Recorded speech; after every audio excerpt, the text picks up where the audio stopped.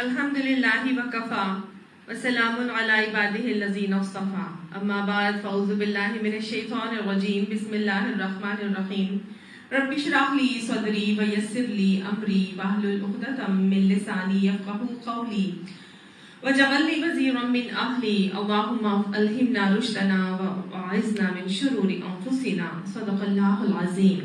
سورہ طلاق۔ سورہ طلاق مدنی سورت ہے، اس میں 2 رکوعات اور 12 آیات ہیں۔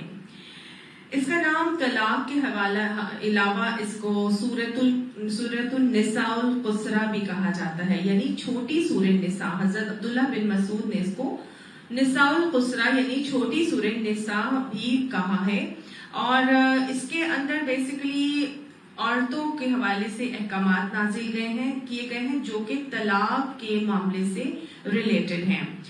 طلاق کے حوالے سے احکامات کافی ڈیٹیل سے اللہ سبحانہ تعالیٰ نے سورہ بقرہ میں نازل کیے تھے، اور ہم نے وہاں پہ بہت تفصیل سے اس کو دیکھا تھا، لیکن پھر دوبارہ سورہ طلاق نازل کر کے پورے احکامات اللہ نے نئے سرے سے کیوں بتائے؟ کیونکہ جب یہ احکامات نازل ہوئے تھے تو ان احکامات کے اوپر عمل کر کے لوگوں سے کافی غلطیاں ہو رہی تھیں ان احکامات کو سمجھنے کے حوالے سے۔ تو جب ان صحابہ کرام سے غلطیاں رونما ہونے لگی تو پھر اللہ تعالیٰ نے ان کی مزید اصلاح کے لیے تھوڑا اور ڈیٹیل سے سورہ طلاق میں پوری صورت کر کے ایک احکامات جو ہے وہ نازل کر دیے۔ تو اس میں بیسیکلی انہی احکامات کو ریپیٹ کیا گیا ہے ایک نئے انداز میں، ایک کھول کر اللہ نے اس میں بتایا ہے۔ تو اس کا چونکہ پھر موضوع بھی اور مضمون بھی سورہ طلاق کے حوالے سے ہی ساری باتیں اس میں بیان کی گئی ہیں، اور یہ سورہ بقرہ کے کافی عرصے کے بعد اس کو نازل کیا گیا تھا۔ تو طلاق ہے کیا چیز، تو ہم یہ دیکھ لیتے ہیں۔ تو طلاق کا روٹ ورڈ تو، لام اور قاف ہے۔ تو، لام اور قاف۔ تو، لام، قاف۔ طلاق کا مطلب ہوتا ہے چلا یا نکلا یا گیا، یا یہ کہ روانہ کرنا، چھوڑ دینا، یا پھر بیڑیوں کا کھول دینا۔ تو یہ تو اس کا روٹ ورڈ کا مطلب میں نے آپ کو بتایا۔ تو شرعی اصطلاح میں پھر طلاق کس کو کہا جائے گا؟ طلاق اس عمل کو کہا جاتا ہے کہ جس کے کرنے سے عقد نکاح ٹوٹ جاتا ہے، عقد نکاح کھل جاتا ہے، اور نکاح کا حلال تعلق بھی حرام ہو جاتا ہے۔ کون سا عمل ہے جس کو کرنے کے بعد یا جس کو کرنے کی وجہ سے عقد نکاح جو کہ حلال تعلق ہوتا ہے ایک مرد اور ایک عورت کے درمیان میں، اس تعلق کو کھول دیا جاتا ہے، وہ تعلق اور گرہ ٹوٹ جاتی ہے، کھل جاتا ہے، اور دونوں ایک دوسرے کو چھوڑ دیتے ہیں، روانہ کر دیتے ہیں، نکل جاتے ہیں اس بندھن سے، اور دونوں کا جو حلال تعلق ہوتا ہے وہ حرام ہو جاتا ہے۔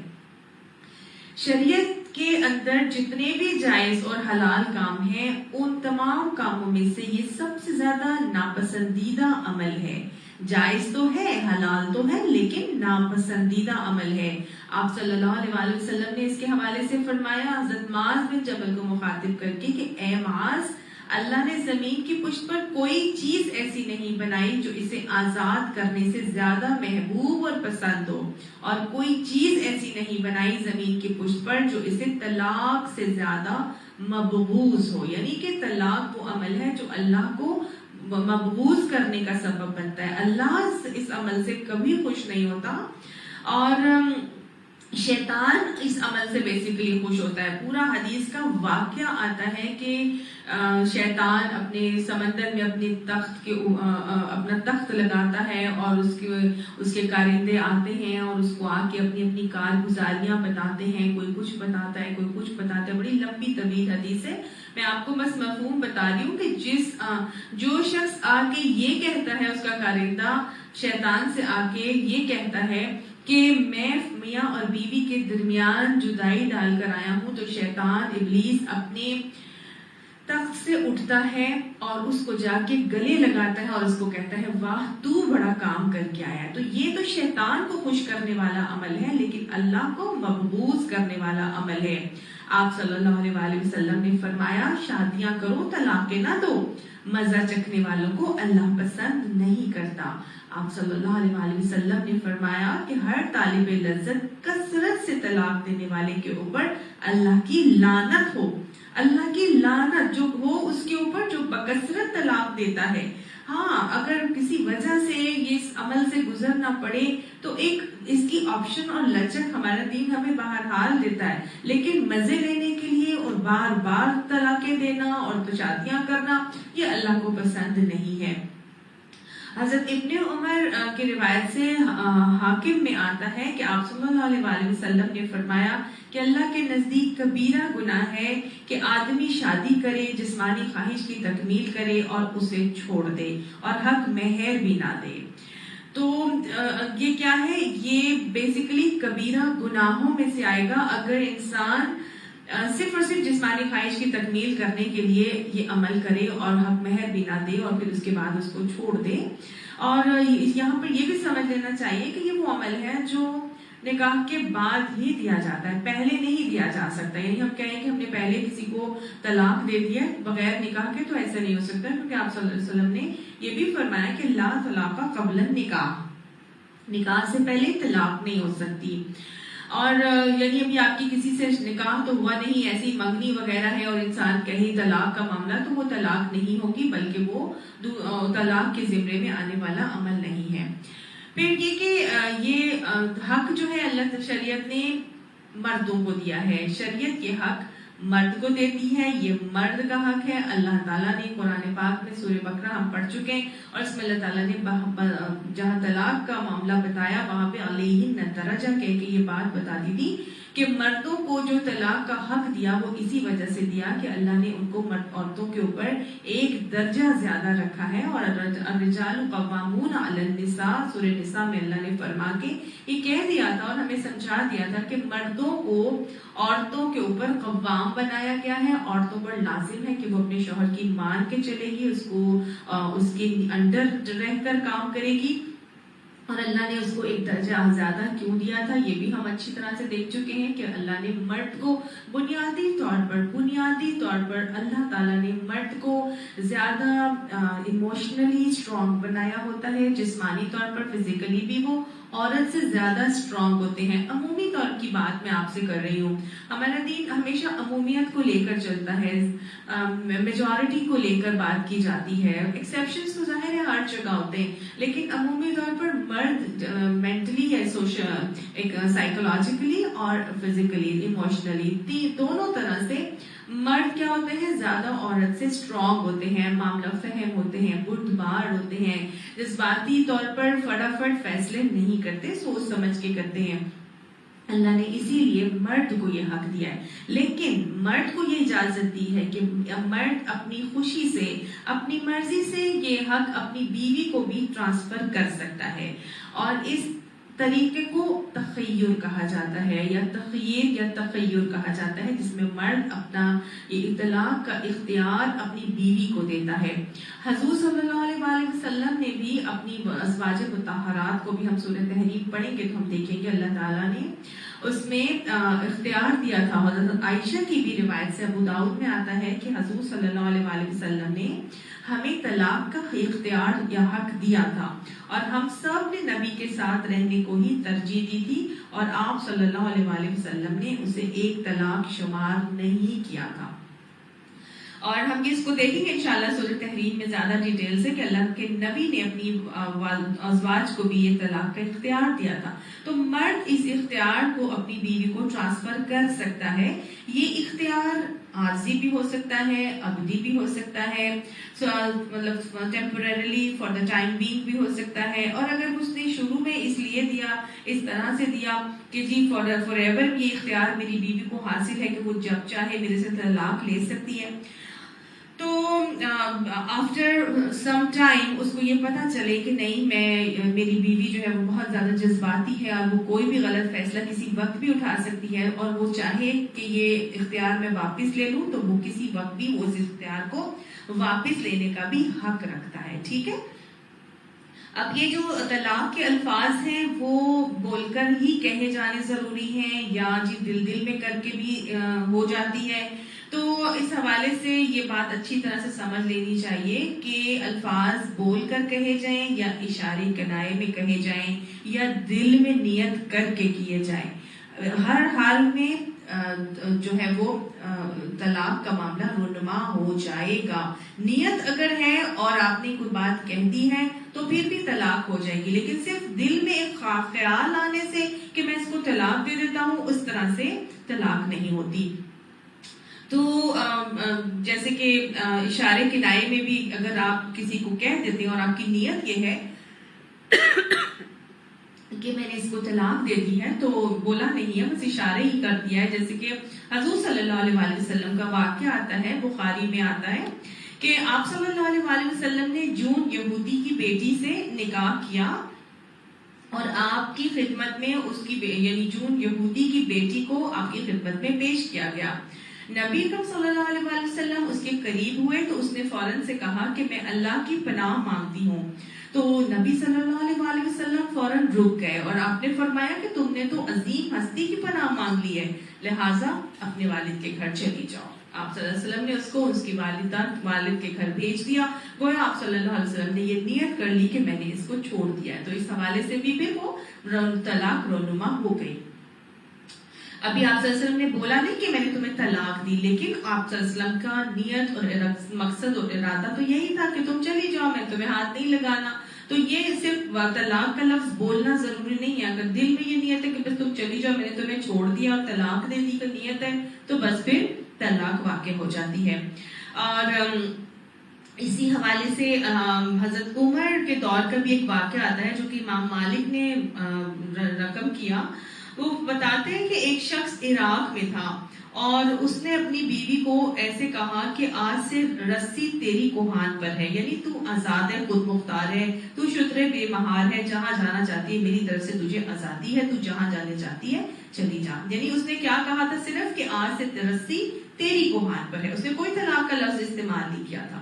تو یہ خبر جب حضرت عمر کو ملی تو کہ اس نے اپنی بیوی کو ایسے کہا ہے، تو حضرت عمر نے کہا کہ میں اس شخص سے خود ملوں گا. اور پھر حضرت عمر نے جب حج کے موقع پر اس شخص سے ملاقات ہو گئی تو حضرت عمر نے اس شخص سے سوال کیا کہ کیا اس نے حضرت عمر سے سوال کیا کہ کیا طلاق ہو گئی ہے. لوگوں نے پوچھا تو حضرت عمر نے اسی سے پوچھا نا. تو جب اس شخص سے پوچھا تو یہ پھر حضرت عمر نے خصوصی طور پر اللہ کی قسم دے کر پوچھا اور فرمایا کہ میں تمہیں رب کعبہ کی قسم دے کر پوچھتا ہوں کہ یہ الفاظ کہتے وقت تمہاری نیت کیا تھی. گویا پھر نیت کا پوچھا جائے گا، نیت کا اعتبار کیا جائے گا. تو اس شخص نے کہا کہ آپ نے اتنی بڑی قسم دے دی ہے تو پھر میں آپ کو سچ بتاؤں گا، میری نیت اس وقت طلاق ہی کی تھی. تو آپ نے پھر فرمایا کہ بس پھر طلاق واقع ہو گئی. تو گویا نیت کے اوپر بھی اگر خصوصی طور پر نیت انسان کی چھوڑ ہی دینے کی ہے تو اس قسم کے الفاظ کہنے سے بھی طلاق واقع ہو جاتی ہے. اچھا، کچھ لوگ مشروط طلاق بھی دیتے ہیں. اور مشروط طلاق کیا ہوتی ہے؟ شرط لگا دیتے ہیں تم نے اگر فلاں کام کیا تو پھر تمہیں طلاق ہو گئی، تم اگر گھر سے نکلی تو تمہیں طلاق، تم اگر فلاں سے ملی تو تمہیں طلاق ہو جائے گی. تو اس طرح بھی طلاق ہو جاتی ہے. اچھا، ایک کچھ معاملات ہوتے ہیں جس میں طلاق نہیں ہوتی، اور وہ کون سی چیز ہے جس میں طلاق نہیں ہوتی اور اس کو طلاق باطل کہا جاتا ہے، یعنی وہ طلاق جو نہیں ہوتی. کچھ حالتیں ہیں جیسے کہ نابالغ ہے، نابالغ کو اگر کہہ دیا جائے یا نابالغ اگر کہہ دے کہ بھئی تمہیں طلاق ہے، میں تمہیں طلاق دیتا ہوں، تو پھر وہ طلاق نہیں ہوتی. اگر مجنون ہے، دیوانہ ہے، اس کا ذہنی توازن درست نہیں ہے، تو وہ اگر اس قسم کی کوئی بات کرتا ہے تو اس طرح سے کہنے سے بھی طلاق نہیں ہوتی. اور تیسری چیز یہ کہ اگر کوئی مدہوش ہے، سوتے سوتے میں کوئی اس طرح کے الفاظ منہ سے نکال دیتا ہے کہ میں نے تمہیں طلاق دی، تو اس طرح سے بھی طلاق نہیں ہوتی. کچھ لوگوں کی عادت ہوتی ہے نا کہ رات کو سوتے میں چلتے ہیں یا سوتے سوتے میں باتیں کرتے ہیں، تو اگر کوئی ایسا عمل کرتا ہوا سنائی دیتا ہے کہ وہ یہ بول رہا ہے تو اور وہ نیند کی حالت میں ہے، پورا ہوش نہیں ہے، تو پھر طلاق نہیں ہوتی. اس حوالے سے پوری حدیث ہے، حضرت عائشہ فرماتی ہے، ابن ماجہ میں آتی ہے اور صحیح حدیث ہے کہ 3 آدمی شرعی احکامات کے پابند نہیں ہیں. 3 آدمی وہ ہیں جن کے اوپر شرعی احکامات لاگو نہیں ہوتے، وہ اس کے پابند نہیں ہیں. وہ کون سے ہیں؟ سویا ہوا جاگنے تک، نابالغ بلوغ تک اور دیوانہ عقل صحیح ہونے تک. تو دیوانہ عقل صحیح ہونے تک میں اسی حوالے سے پھر نشے کی حالت کی بھی دی گئی طلاق جو ہے اس کو طلاق کنسیڈر نہیں کیا جاتا، کیونکہ عمومی طور پر نشے کی حالت میں بھی انسان اپنی ہوش حواس میں نہیں ہوتا. تو بہت سارے جو علماء ہیں وہ اسی حوالے سے نشے کی حالت کو بھی اسی دیوانہ عقل صحیح ہونے تک کی کیٹیگری میں ہی لے کر آتے ہیں. اور غصے کی حالت میں بھی کیا طلاق ہو جاتی ہے؟ تو غصے میں بھی تو انسان یہی کہتا ہے نا کہ وہ اپنے ہوش میں نہیں ہوتا. تو ایسی بات نہیں ہے کہ غصے میں انسان اپنی ہوش میں نہیں ہوتا. غصے میں انسان کے ہوش حواس بالکل سلامت ہوتے ہیں، اس کو سب کچھ معلوم ہوتا ہے. تو غصے کی حالت میں چاہے جتنا بھی غصہ ہو، ایکچولی بات یہ ہے کہ نا طلاق تو ہوتی ہے غصے میں ہے. کوئی بھی محبت سے تو کسی کو طلاق دیتا نہیں ہے، پیار سے تو طلاق کا معاملہ ہوتا نہیں. یہ تو غصے میں ہی آگے انسان سے یہ معاملات ہوتے ہیں نا. تو غصے کی حالت میں بھی دی گئی طلاق واقع ہو جاتی ہے، کیونکہ 3 باتیں ایسی ہیں کہ ہنسی مذاق میں بھی حضرت ابو ہریرہ سے روایت آتی ہے، آپ صلی اللہ علیہ وسلم نے فرمایا کہ 3 باتیں ہنسی مذاق میں بھی ہو جاتی ہیں اور سنجیدگی میں بھی ہو جاتی ہیں. یعنی سنجیدگی کی حالت میں کہی جائیں یا کی جائیں اور یا پھر ہنسی مذاق میں کی جائیں. 3 باتیں ہو جاتی ہیں اور تینوں ہی معاملات نکاح سے ریلیٹڈ معاملات ہیں. ایک تو نکاح بھی ہنسی مذاق میں ہو جاتا ہے اور سنجیدگی میں بھی، اور اس کے علاوہ طلاق بھی ہنسی مذاق میں بھی ہو جائے گی اور سنجیدگی میں بھی، اور رجوع بھی ہنسی مذاق اور سنجیدگی دونوں میں ہی ہو جاتا ہے. تو یہ وہ اعمال ہیں جس کے بارے میں پھر انسان کو بہت زیادہ محتاط ہونا چاہیے. اچھا، طلاق کے حوالے سے یہ چیز بھی سمجھنی چاہیے کہ کچھ لوگ بائی فورس طلاق دلواتے ہیں اور طلاق کے لیے بڑا بھڑکاتے ہیں کہ بس نکال دو اس کو، باہر کر دو، اور دیکھو اس کی اولاد نہیں ہے یا یہ فلاں تمہیں زیادہ وہ نہیں دیتا، تمہیں التفات نہیں، تم محبت نہیں تمہیں دکھاتا جتاتا، تمہیں نان نفقہ نہیں دیتا، تمہارے ساتھ بدتمیزی کرتا ہے، یا فلاں جو بھی مطلب اس قسم کی باتیں کر کے یا تو بیوی کے خلاف بھڑکایا جاتا ہے یا بیوی کو شوہر کے خلاف بھڑکایا جاتا ہے. تو عمومی طور پر اگر مرد کو بھڑکایا جا رہا ہے جس کے پاس اختیار ہے، اور کسی بھی ایسے شخص کو بھڑکایا جا رہا ہے اور کہ وہ طلاق کا اختیار رکھتا ہے، تو پھر ایسے شخص کے لیے آپ صلی اللہ علیہ وسلم نے فرمایا، حضرت ابو ہریرہ کی سے روایت آتی ہے ابو داؤد میں، کہ وہ شخص ہم میں سے نہیں ہے جو ایک عورت کو اس کے شوہر کے خلاف اور کسی آقا کو اس کے غلام کے خلاف بھڑکائے. تو آقا ہی ہوتا ہے نا بیسیکلی، مرد بھی اپنی بیوی کا. تو یہ کیا ہے کہ اس کے لیے اللہ نے کہ نبی نے فرمایا وہ ہم میں سے نہیں ہے جو کسی عورت کو اس کے شوہر کے خلاف یا کسی آقا کو اس کے غلام کے خلاف بھڑکائے. اللہ کے نبی نے فرما دیا کہ ہم میں سے نہیں ہے. تو بہت محتاط ہونا چاہیے کہ کسی کو بھڑکانا بھی نہیں چاہیے اس حوالے سے. اور لوگ بھڑکانے کے بعد کیا کرتے ہیں، وہیں تک معاملہ نہیں رکھتے بلکہ جبر کرتے ہیں اور زبردستی طلاق دلوانے کا معاملہ کرتے ہیں. تو اگر زبردستی کسی کو طلاق دلوائی جائے اور وہ لڑکا یا لڑکی طلاق دینے پر راضی نہیں تھے لیکن جبرن اس سے یہ معاملہ کروایا جائے تو پھر بھی طلاق نہیں ہوتی. ہمارا شریعت ہمیں کیا حکم دیتی ہے؟ جبرن طلاق نہیں ہوتی، کیونکہ حضرت ابو ذر غفاری روایت کرتے ہیں ابن ماجہ میں، آپ صلی اللہ علیہ وسلم نے فرمایا کہ اللہ نے میری امت سے بھول چوک اور جبر کی حالت میں کیا ہوا کام معاف کر دیا ہے. اللہ نے میری امت سے بھول چوک اور جبر کی حالت میں کیا ہوا کام معاف کر دیا ہے. جبر کی حالت میں تو کلمہ کفر بھی کہنے کی ہمارا دین اجازت دیتا ہے، تو یعنی وہ بھی معاف کر دیا گیا ہے. تو پھر طلاق دینے کا عمل کیسے اللہ تعالیٰ جائز کر دیتا نا. تو بہت پھر اس معاملے میں ہمیں محتاط رویہ اختیار کرنے کا کی ضرورت ہے. ہر کوئی اس حوالے سے بہت محتاط رہے کہ گھر کو توڑنا کوئی چھوٹی سی بات نہیں ہے. یہ کام تو شیطان کا پسندیدہ کام ہے. اور ہم نے تو پڑھا کہ ہاروت اور ماروت جب بھیجے گئے تھے تو وہ بھی کیا کرتے تھے؟ میاں اور بیوی کے درمیان جدائی ڈلوانے والا جادو لوگوں کو سکھایا کرتے تھے. بہت قبیح عمل ہے اور بہت ہی محتاط رویہ اس حوالے سے اختیار کرنے کی ضرورت ہے. طلاق کے حوالے سے کچھ اقسام ہیں جس کو ہمیں اچھی طرح سے سمجھنا چاہیے. ایک تو یہ کہ ایک تو طلاق کے طریقے اس کے حوالے سے اس کی مختلف اقسام کی گئی ہیں، اور ایک یہ کہ اس کے رجوع کے حوالے سے اس کی مختلف اقسام بیان کی گئی ہیں. طلاق کے طریقے کے حوالے سے جو اگر ہم دیکھیں تو جو سب سے بیسٹ طریقہ ہے اس کو طلاق احسن کہا جاتا ہے.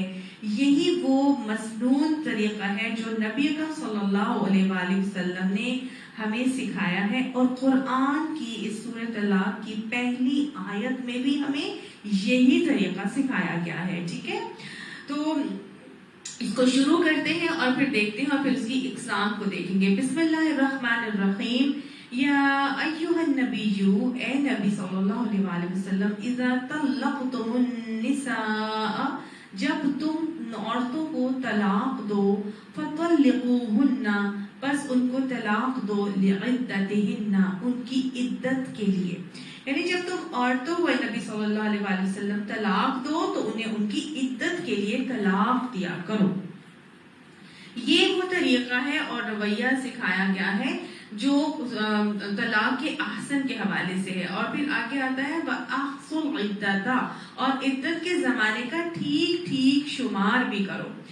تو پہلی بات جو سمجھائی جا رہی ہے وہ یہ کہ عدت کے لیے طلاق دیا کرو، اور طلاق کے احسن میں یہی رویہ اور طریقہ سکھایا گیا ہے کہ عدت کے لیے طلاق دیا کرو. جی، عدت کے لیے طلاق دینا کیا ہے؟ پھر عدت کے لیے طلاق دینے کا معاملہ کچھ اس طرح سے ہے کہ جب شوہر اپنی بیوی کو طلاق دے تو اس طرح طلاق دے کہ اس کی عدت کا شمار ٹھیک انداز میں کیا جا سکے. تو اس حوالے سے کیا طریقہ پسندیدہ ہے عدت کے شمار کو کرنے کے لیے؟ عدت اگر جو بھی ہم ابھی پڑھیں گے کہ عدت طلاق کی کتنی ہے، تو اس حوالے سے احسن طریقہ یہ سکھایا گیا ہے کہ احسن طریقہ یہ ہے کہ انسان ایسے وقت میں طلاق دے کہ حالت طہر کا پیریڈ ہو. حالت طہر کیا ہے؟ حالت طہر وہ وقت ہے کہ جس میں حیض کے دوران طلاق نہ دی گئی ہو. اگر کیونکہ ہم جب عدت نکالتے ہیں تو وہ حیض یا پیریڈ سے ہی ریلیٹ کر کے عدت کا شمار کیا جاتا ہے. تو اگر پیریڈز کے دوران ڈیورنگ مینسٹرل پیریڈز اس کو طلاق دے دی جائے تو وہ عدت کا صحیح تعین نہیں کیا جا سکے گا. کیونکہ عدت جو ہے وہ 3 ماہواری 3 قروء آتا ہے قرآن پاک میں. سورہ بقرہ میں ہم پڑھ کر آئے تھے کہ 3 قروء ہے.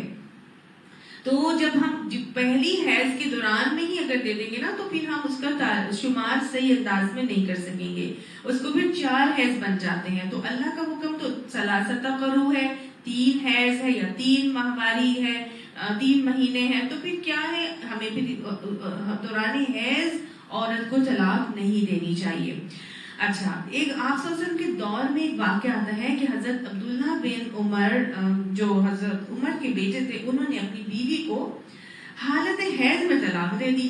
تو حضرت عمر اب یہ معاملہ لے کے حضور صلی اللہ علیہ وسلم کے پاس آئے تو آپ صلی اللہ علیہ وسلم سے ڈسکس کیا کہ انہوں نے اپنی بیوی کو حالت حیض میں طلاق دے دی ہے. تو آپ صلی اللہ علیہ وسلم نے حضرت عبداللہ بن عمر کو بلایا اور ان کو کہا کہ جاؤ اور اس سے رجوع کرو، اور پھر اگر تم اس کو طلاق دینا چاہتے ہو تو پھر حالت طہر میں اس کو طلاق دینا. حالت طہر کون سا پیریڈ ہے؟ یہ وہ پیریڈ ہے کہ جب پیریڈز کے بعد عورت غسل طہارت کر لیتی ہے اور نماز کے قابل ہو جاتی ہے اور نماز پڑھ لیتی ہے. پھر وہ پیریڈ جب نماز اس نے پڑھ لی اور اس کے بعد جب کہ میاں اور بیوی کے کوئی تعلق قائم نہ ہوا ہو، مباشرت کا عمل نہ ہوا ہو، اور ایسے ٹائم میں اگر طلاق دی جائے تو وہ حالت طہر کا ٹائم ہے اور اسی کو پسندیدہ قرار دیا گیا ہے. کیوں دیا گیا ہے؟ کیونکہ ظاہر ہے اگر پیریڈز کے بعد بہت زیادہ چانسز ہوتے ہیں پریگنینسی کنسیو کر لینے کے، تو اگر اس دوران میں اگر میاں بیوی کا تعلق قائم ہو گیا ہو تو پھر ہو سکتا ہے کہ کوئی حمل وغیرہ کا معاملہ ہو گیا ہو، پریگنینسی ہو گئی ہو، تو اگر ڈیورس دیں گے تو پھر وہ عورت اور بچے کے لیے، دونوں کے لیے ہی مشکل کا باعث بن سکتا ہے.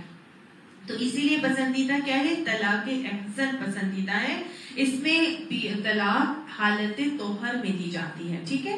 اچھا، دوسری جو طلاق کی قسم ہے وہ ہے طلاق حسن. طلاق حسن وہ طلاق ہے جس میں ایک حیض کے بعد حالت طہر میں طلاق دی جاتی ہے، پھر اس کے بعد دوسرے حیض کے دوسرے مہینے یا دوسرے حیض کے بعد پھر اس کو حالت طہر میں طلاق دی جاتی ہے، اور تیسرے مہینے کے تیسرے حیض کے بعد پھر اس کو حالت طہر میں طلاق دے دی جاتی ہے.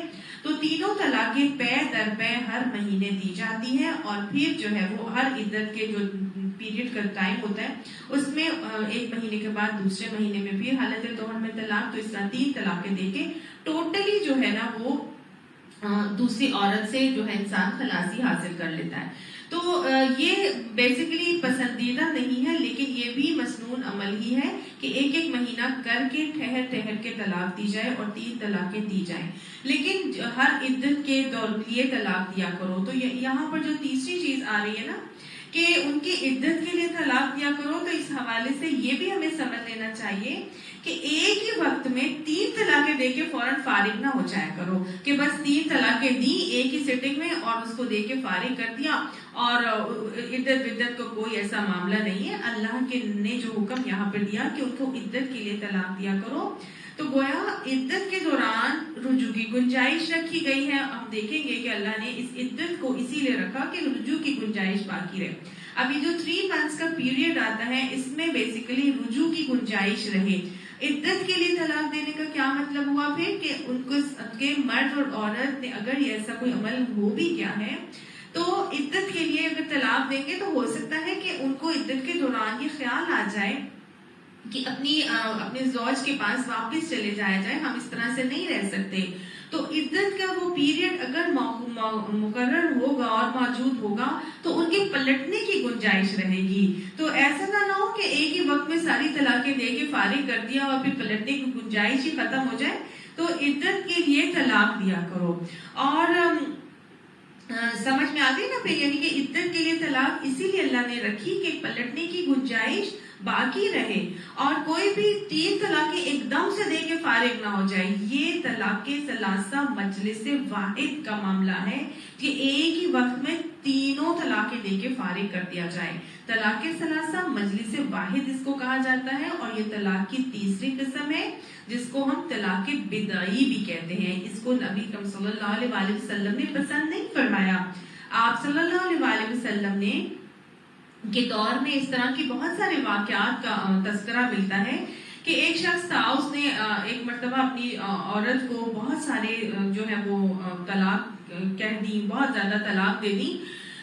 تو وہ پوچھا گیا پھر اس سے نا کہ یعنی حضرت ایک شخص نے آ کے حضرت عبداللہ بن مسعود سے کہا کہ میں نے اپنی بیوی کو 8 طلاقیں دے دی ہیں. تو حضرت عبداللہ بن مسعود نے پوچھا کہ پھر اس پر تمہیں کیا فتویٰ دیا گیا؟ تو اس نے کہا کہ مجھ سے یہ کہا گیا ہے کہ وہ عورت مجھ سے جدا ہو گئی ہے.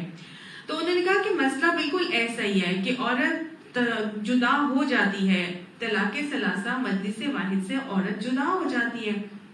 ایک اور تھا شخص، اس نے 3 طلاقیں تو جدا کرتی ہیں لیکن اس نے 99 طلاقیں، میں تجھے جیسے 99 طلاقیں دیتا ہوں یا میں تجھے 100 طلاقیں دیتا ہوں، یا میں ایک اور شخص نے کہا میں نے اپنی بیوی کو 1000 طلاقیں دے دی ہیں.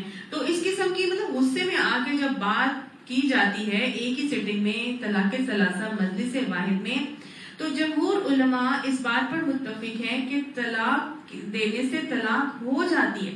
لیکن آپ صلی اللہ علیہ وسلم کے دور کا ہمیں ایک اور واقعہ بھی یہ ملتا ہے کہ ایک شخص نے اپنی بیوی کو اسی طرح سے 3 طلاقیں دے دی اور آپ صلی اللہ علیہ وسلم کے پاس اس کو لایا گیا. تو آپ صلی اللہ علیہ وسلم نے اس سے حلف دے کر پوچھا کہ تم یہ مجھے بتاؤ کہ کیا تمہاری نیت 1 طلاق دینے کی تھی یا तीनों तलाकें देने की थी। तो गोया यहाँ पर भी फिर नियत का एतबार किया जाएगा, नियत पूछी जाएगी कि तो आप सल्लल्लाहु अलैहि वसल्लम ने क्या पूछा था कि ये बताओ कि एक तलाक देने की नियत थी और बाकी जो 2 तलाकें तुमने कही उसमें तुम्हारी क्या नियत थी? तुमने वो बात पे जोर देने के लिए ये बात कही थी या तुम्हारा ख्याल था कि मैं हमेशा के लिए इसको अपने आप से जुदा करना चाहता हूँ?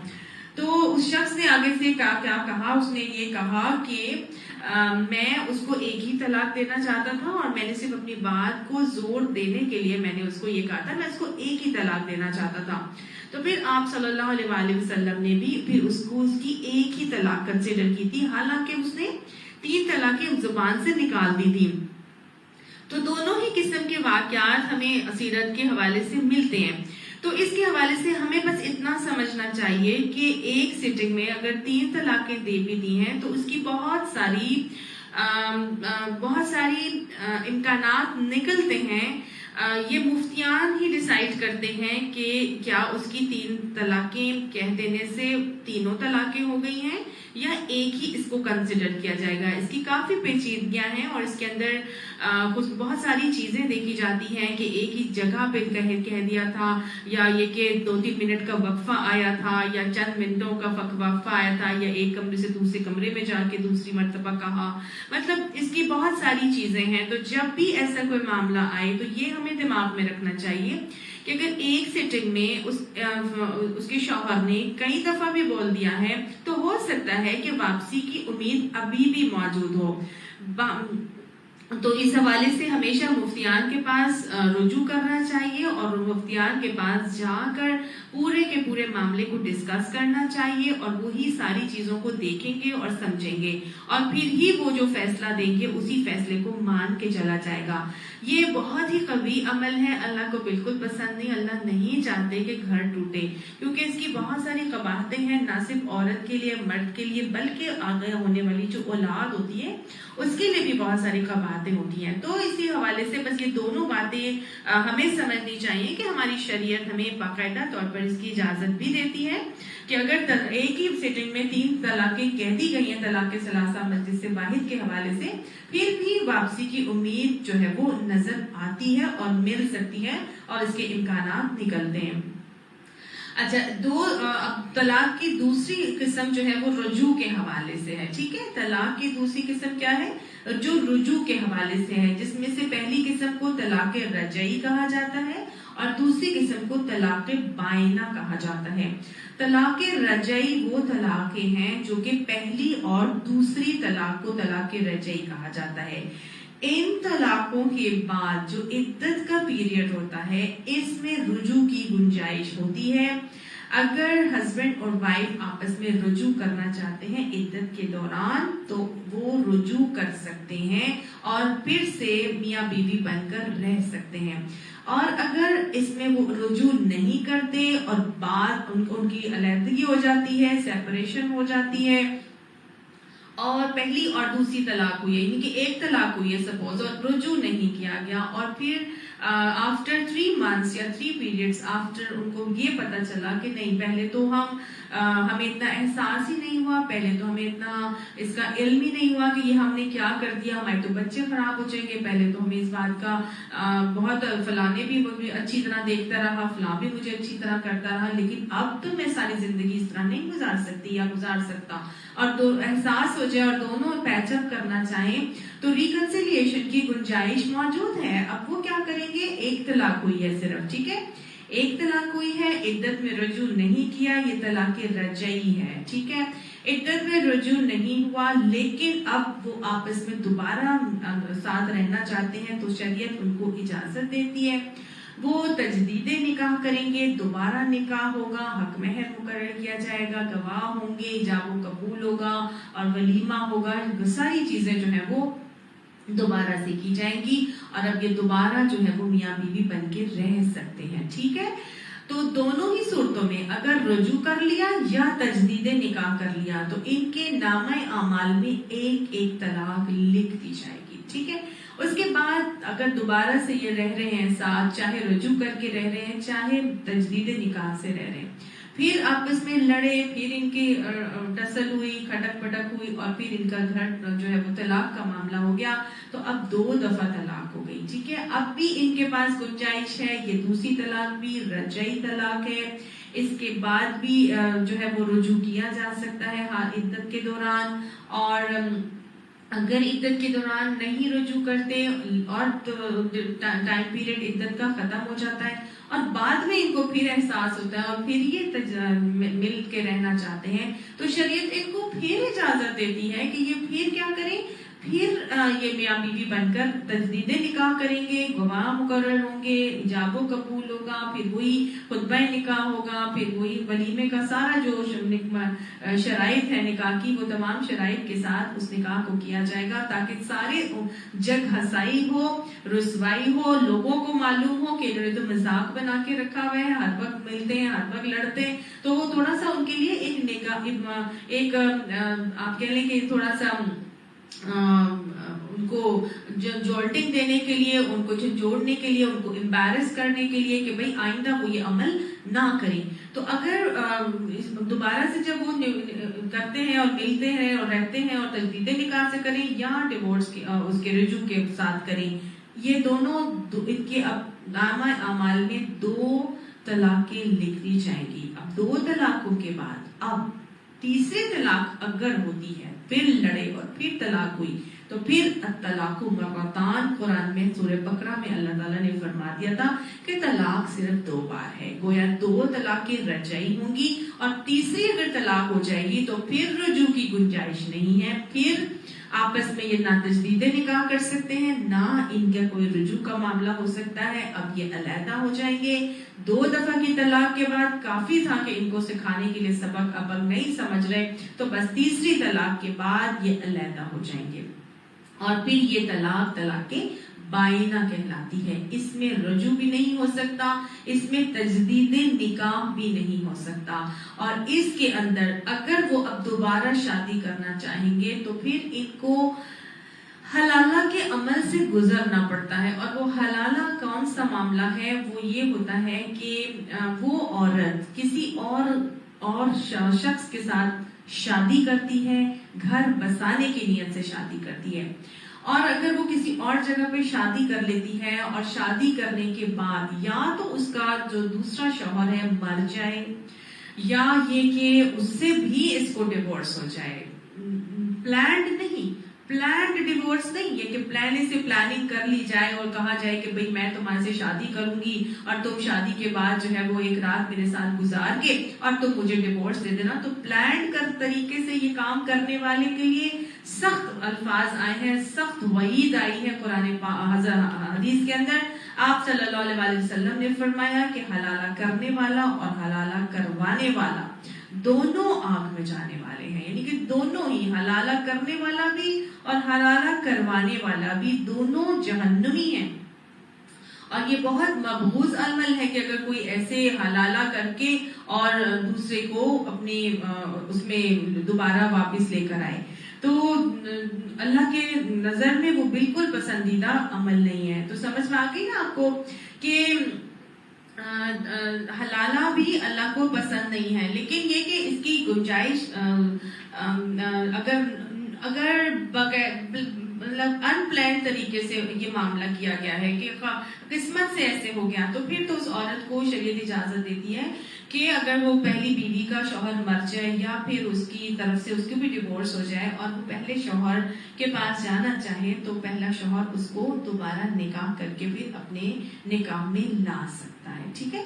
تو یہ تو اس حوالے سے کچھ احکامات تھے جو میں نے آپ کو بتایا کہ عدت پھر ہم کیوں اللہ نے ہمیں کہا کہ عدت کے لیے طلاق دیا کرو۔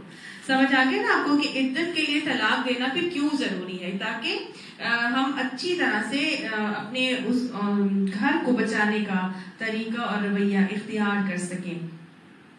تو اللہ نے کیا کہا کہ انہیں فَطَلِّقُوهُنَّ لِعِدَّتِهِنَّ، انہیں ان کی عدت کے لیے طلاق دیا کرو۔ وَأَحْصُوا الْعِدَّةَ، اور عدت کا ٹھیک طریقے سے شمار کیا کرو۔ گویا इद्दत का शुमार ठीक तरीके से एक तो कमरी कैलेंडर से, लूनर कैलेंडर से इद्दत का शुमार किया जाएगा। और हैज के हवाले से मैंने आपको बताया सलासता क़ुरू का हुक्म अल्लाह ने हमें दिया था कि 3 माहवारी है। इसके हवाले से 3 माहवारी किसके लिए होगा, इसके हवाले से भी बहुत अच्छी तरह से समझनी चाहिए हमें बात कि ये इद्दत 3 माहवारी या 3 करू बेसिकली 3 हैज को कहा जाता है। और हैज शुरू होगा और हैज शुरू, कुछ कहते हैं कि हैज शुरू होगा तब ये इद्दत शुरू खत्म हो जाती है या जब से शुरू हो जाती है, नहीं बल्कि इसके हवाले से ज्यादा आ रहा यही है कि हैज जब खत्म होता है और वो गुस्ल कर लेती है बाकी का, तो फिर उसकी वो इद्दत वहां तक फिर खत्म होती है। यानी कि तीसरे माहवारी के नहाने के बाद आपकी इद्दत खत्म होती है। ठीक है, तो 3 हैज इस हवाले से बताए गए हैं। और जो आप कह लें कि जो अभी जिनके पीरियड्स नहीं शुरू हुए उनका क्या अमल होगा, या ये कि जो प्री या पोस्ट मेनोपॉजल खवातीन हैं उनका फिर कैसे निकाला जाएगा, तो उनका जो इद्दत है वो सिर्फ और सिर्फ 3 महीने है। ये भी अभी हम आगे पढ़ेंगे तो हमें सब पता चलता जाएगा। वत्तकुल्लाह, और अल्लाह से डरो, जो रब्बकुम, जो तुम्हारा रब है, यानी सारे मामलात करते हुए अल्लाह से डर के मामलात करना, क्योंकि तुम्हारा रब अल्लाह ही है। और जो इद्दत का मामला है, इद्दत के टाइम में क्या करना है तुम्हें। अब इद्दत के आगे अहकामात आ रहे हैं, और इद्दत मैंने क्या का मतलब क्या होता है, इद्दत का मतलब भी जो है वो आप रूट वर्ड इसका ले लें, आइन दाल और दाल अददा। तो अदद किसको कहते हैं, शुमार करने को कहते हैं, ये गिनी जाने वाली चीज को कहा जाता है अदद। ठीक है, तो इद्दत वो टाइम पीरियड है जिसके अंदर रजू किया जा सकता है, या खवातीन को कुछ अहकामात दिए गए हैं कि इस इद्दत के दौरान उन्होंने क्या करना है। अब ये इद्दत का शुमार करना भी फरीजा दीन है, क्योंकि अल्लाह ने क्या कहा, आफुल इद्दत के जमाने का ठीक शुमार क्या करो। तो अगर पीरियड्स के दौरान तलाक दे दी जाएगी तो इद्दत का शुमार ठीक अंदाज में नहीं हो सकेगा। लिहाजा ये भी एक फरीजा दीन है, इसलिए बहुत मोहतात अंदाज में तलाक देनी चाहिए, ताकि ऐसे टाइम पे तलाक दी जाए कि इद्दत का शुमार ठीक अंदाज में किया जा सके। और ये इद्दत के लिए जो मजीद अहकामात हैं और इसकी हिकमत है क्या है, और ये कि ये कितनी होगी, कब तक है, और ये कैसे की जाएगी, कहाँ की जाएगी, सारे अहकामात अल्लाह ताला ने कुरान में हमें दिए हैं। असल मकसद इद्दत का ये है कि हमल जाहिर हो जाए। अच्छा, जो भी सूरह बकरा में हमने देखा था कि हमल जाहिर हो जाए, तो जब हमल जाहिर होगा, यहाँ पे भी हम देखेंगे कि अल्लाह ताला ने इसका हमें मकसद बताया कि हमल जाहिर हो जाए। तो अगर प्रेगनेंसी, तो आज जरूरी तो नहीं है कि 3 महीने ही हम वेट करें और हम देखें कि जी प्रेगनेंसी हुई है तो फिर ही हम इसकी इद्दत को करें। आज तो साइंटिफिक दौर में अल्ट्रासाउंड की फैसिलिटी मौजूद है, डिफरेंट टेस्ट आ गए हैं जो हमें 1 सेकंड में प्रेगनेंसी का बता देते हैं। तो क्या फिर हमें फिर भी इद्दत ही करनी होगी? भाई बेटी का बहुत अच्छा रिश्ता आया हुआ है और अल्ट्रासाउंड से पता कर लेते हैं, अगर ये प्रेग्नेंट नहीं है तो ठीक है, इसका दूसरी जगह पर रिश्ता कर देते हैं, तो क्या फिर भी हमें इद्दत के 3 महीने या 3 करोड़ गुजारने होंगे? जी जरूर गुजारने होंगे। ये शरई अहकामात हैं कुरान में बाकायदा तौर पर, जिनके बारे में अल्लाह ने वाज़ेह हुक्म नाजिल कर दिया है, उसमें किसी किस्म की रद्दो बदल नहीं किया जा सकता, चाहे साइंटिफिक कितनी भी एडवांसमेंट्स हो जाएं। ठीक है, ये शरई हुक्म है, इसको करना है और उसके जमाने का ठीक शुमार करना भी जरूरी है। वे अल्लाह के हर हुक्म में यह हमारे लिए बहुत हिकमत और मसलहत पोशीदा है। अगर समझ में नहीं आए तो आंखें बंद करके उस पर ईमान लाना हमारा तरीका होना चाहिए। यकीनन हमारे लिए उसमें कोई ना कोई हिकमत और मजीद पोशीदा भी है। हमें जो समझ में आ रही है वो ये कि जी अल्लाह ने तो बस प्रेगनेंसी जाहिर होने का ही बताया, लेकिन नहीं, बहुत सी और भी अहकामात होंगे। देखिए वो जो इद्दत का पीरियड है उसमें वो लड़के को लड़की को जो उस अमल से गुजरे हैं ان کو اتنا مینٹل سٹریس ہوا ہوگا اور اس میں جولٹنگ ہوئی ہوگی، ان کو سمجھ میں آئے گا، وہ سوچیں گے کہ ایسا کیا رویہ ہوا، ایسی کیا میں نے کام کیا جس کی وجہ سے میں اس مشکل دور سے گزر رہی ہوں یا گزر رہا ہوں. تو دونوں اپنا اپنا محاسبہ کریں گے. اور اللہ نے اگر کئی دفعہ ایسے بھی ہوتا ہے کہ ہم استخارہ کر کے ایک شادی کرتے ہیں اور اس شادی کے استخارہ تو بہت اچھا آتا ہے اور اس اچھے استخارے کے باوجود بھی دونوں میں ڈیورس ہو جاتی ہے. تو پھر ایسے کیوں ہوتا ہے؟ ہوتا ہے نا، ایسے بہت لوگوں کے ساتھ ایسے ہوتا ہے. لوگ کئی دفعہ سوال کرتے ہیں کہ بھئی ہم نے تو استخارہ کر کے یہ شادی کی تھی اور استخارہ بڑا ہی اچھا آیا تھا لیکن پھر بھی ان کی ڈیورس ہو گئی، تو یہ کیا بات ہے؟ تو ایکچولی بات یہ ہے کہ استخارے میں ہم اللہ تعالیٰ سے خیر طلب کرتے ہیں کہ اللہ اگر اس عمل میں ہمارے لیے بھلائی ہے، خیر ہے، تو اس کام کو ہمارے لیے مقدر فرما دے. تو خیر کا مطلب یہ نہیں ہوتا کہ گھر ہی چلیں گے تو خیر ہوگی. خیر کا مطلب یہ ہوتا ہے کہ اللہ اس عمل سے، اس بات سے ہمارے لیے خیر ہوگی. ہم اس بات سے گزر گئے یا اس وجہ سے ہم یا اس مصیبت سے یا اس پریشانی سے یا اس دور سے جب ہم گزریں گے تو اس میں ہمارے لیے بھلائی ہی بھلائی ہوگی. اور عمومی طور پر ایسے ہوتا ہے، آپ نے دیکھا ہوگا اور آپ میری بات سے اتفاق بھی کریں گے کہ جب بھی کسی کا گھر ٹوٹتا ہے اور طلاق کا معاملہ ہوتا ہے تو لڑکا بھی سوچتا ہے اور لڑکی بھی سوچتی ہے کہ میں نے کیا ایسا کیا تھا.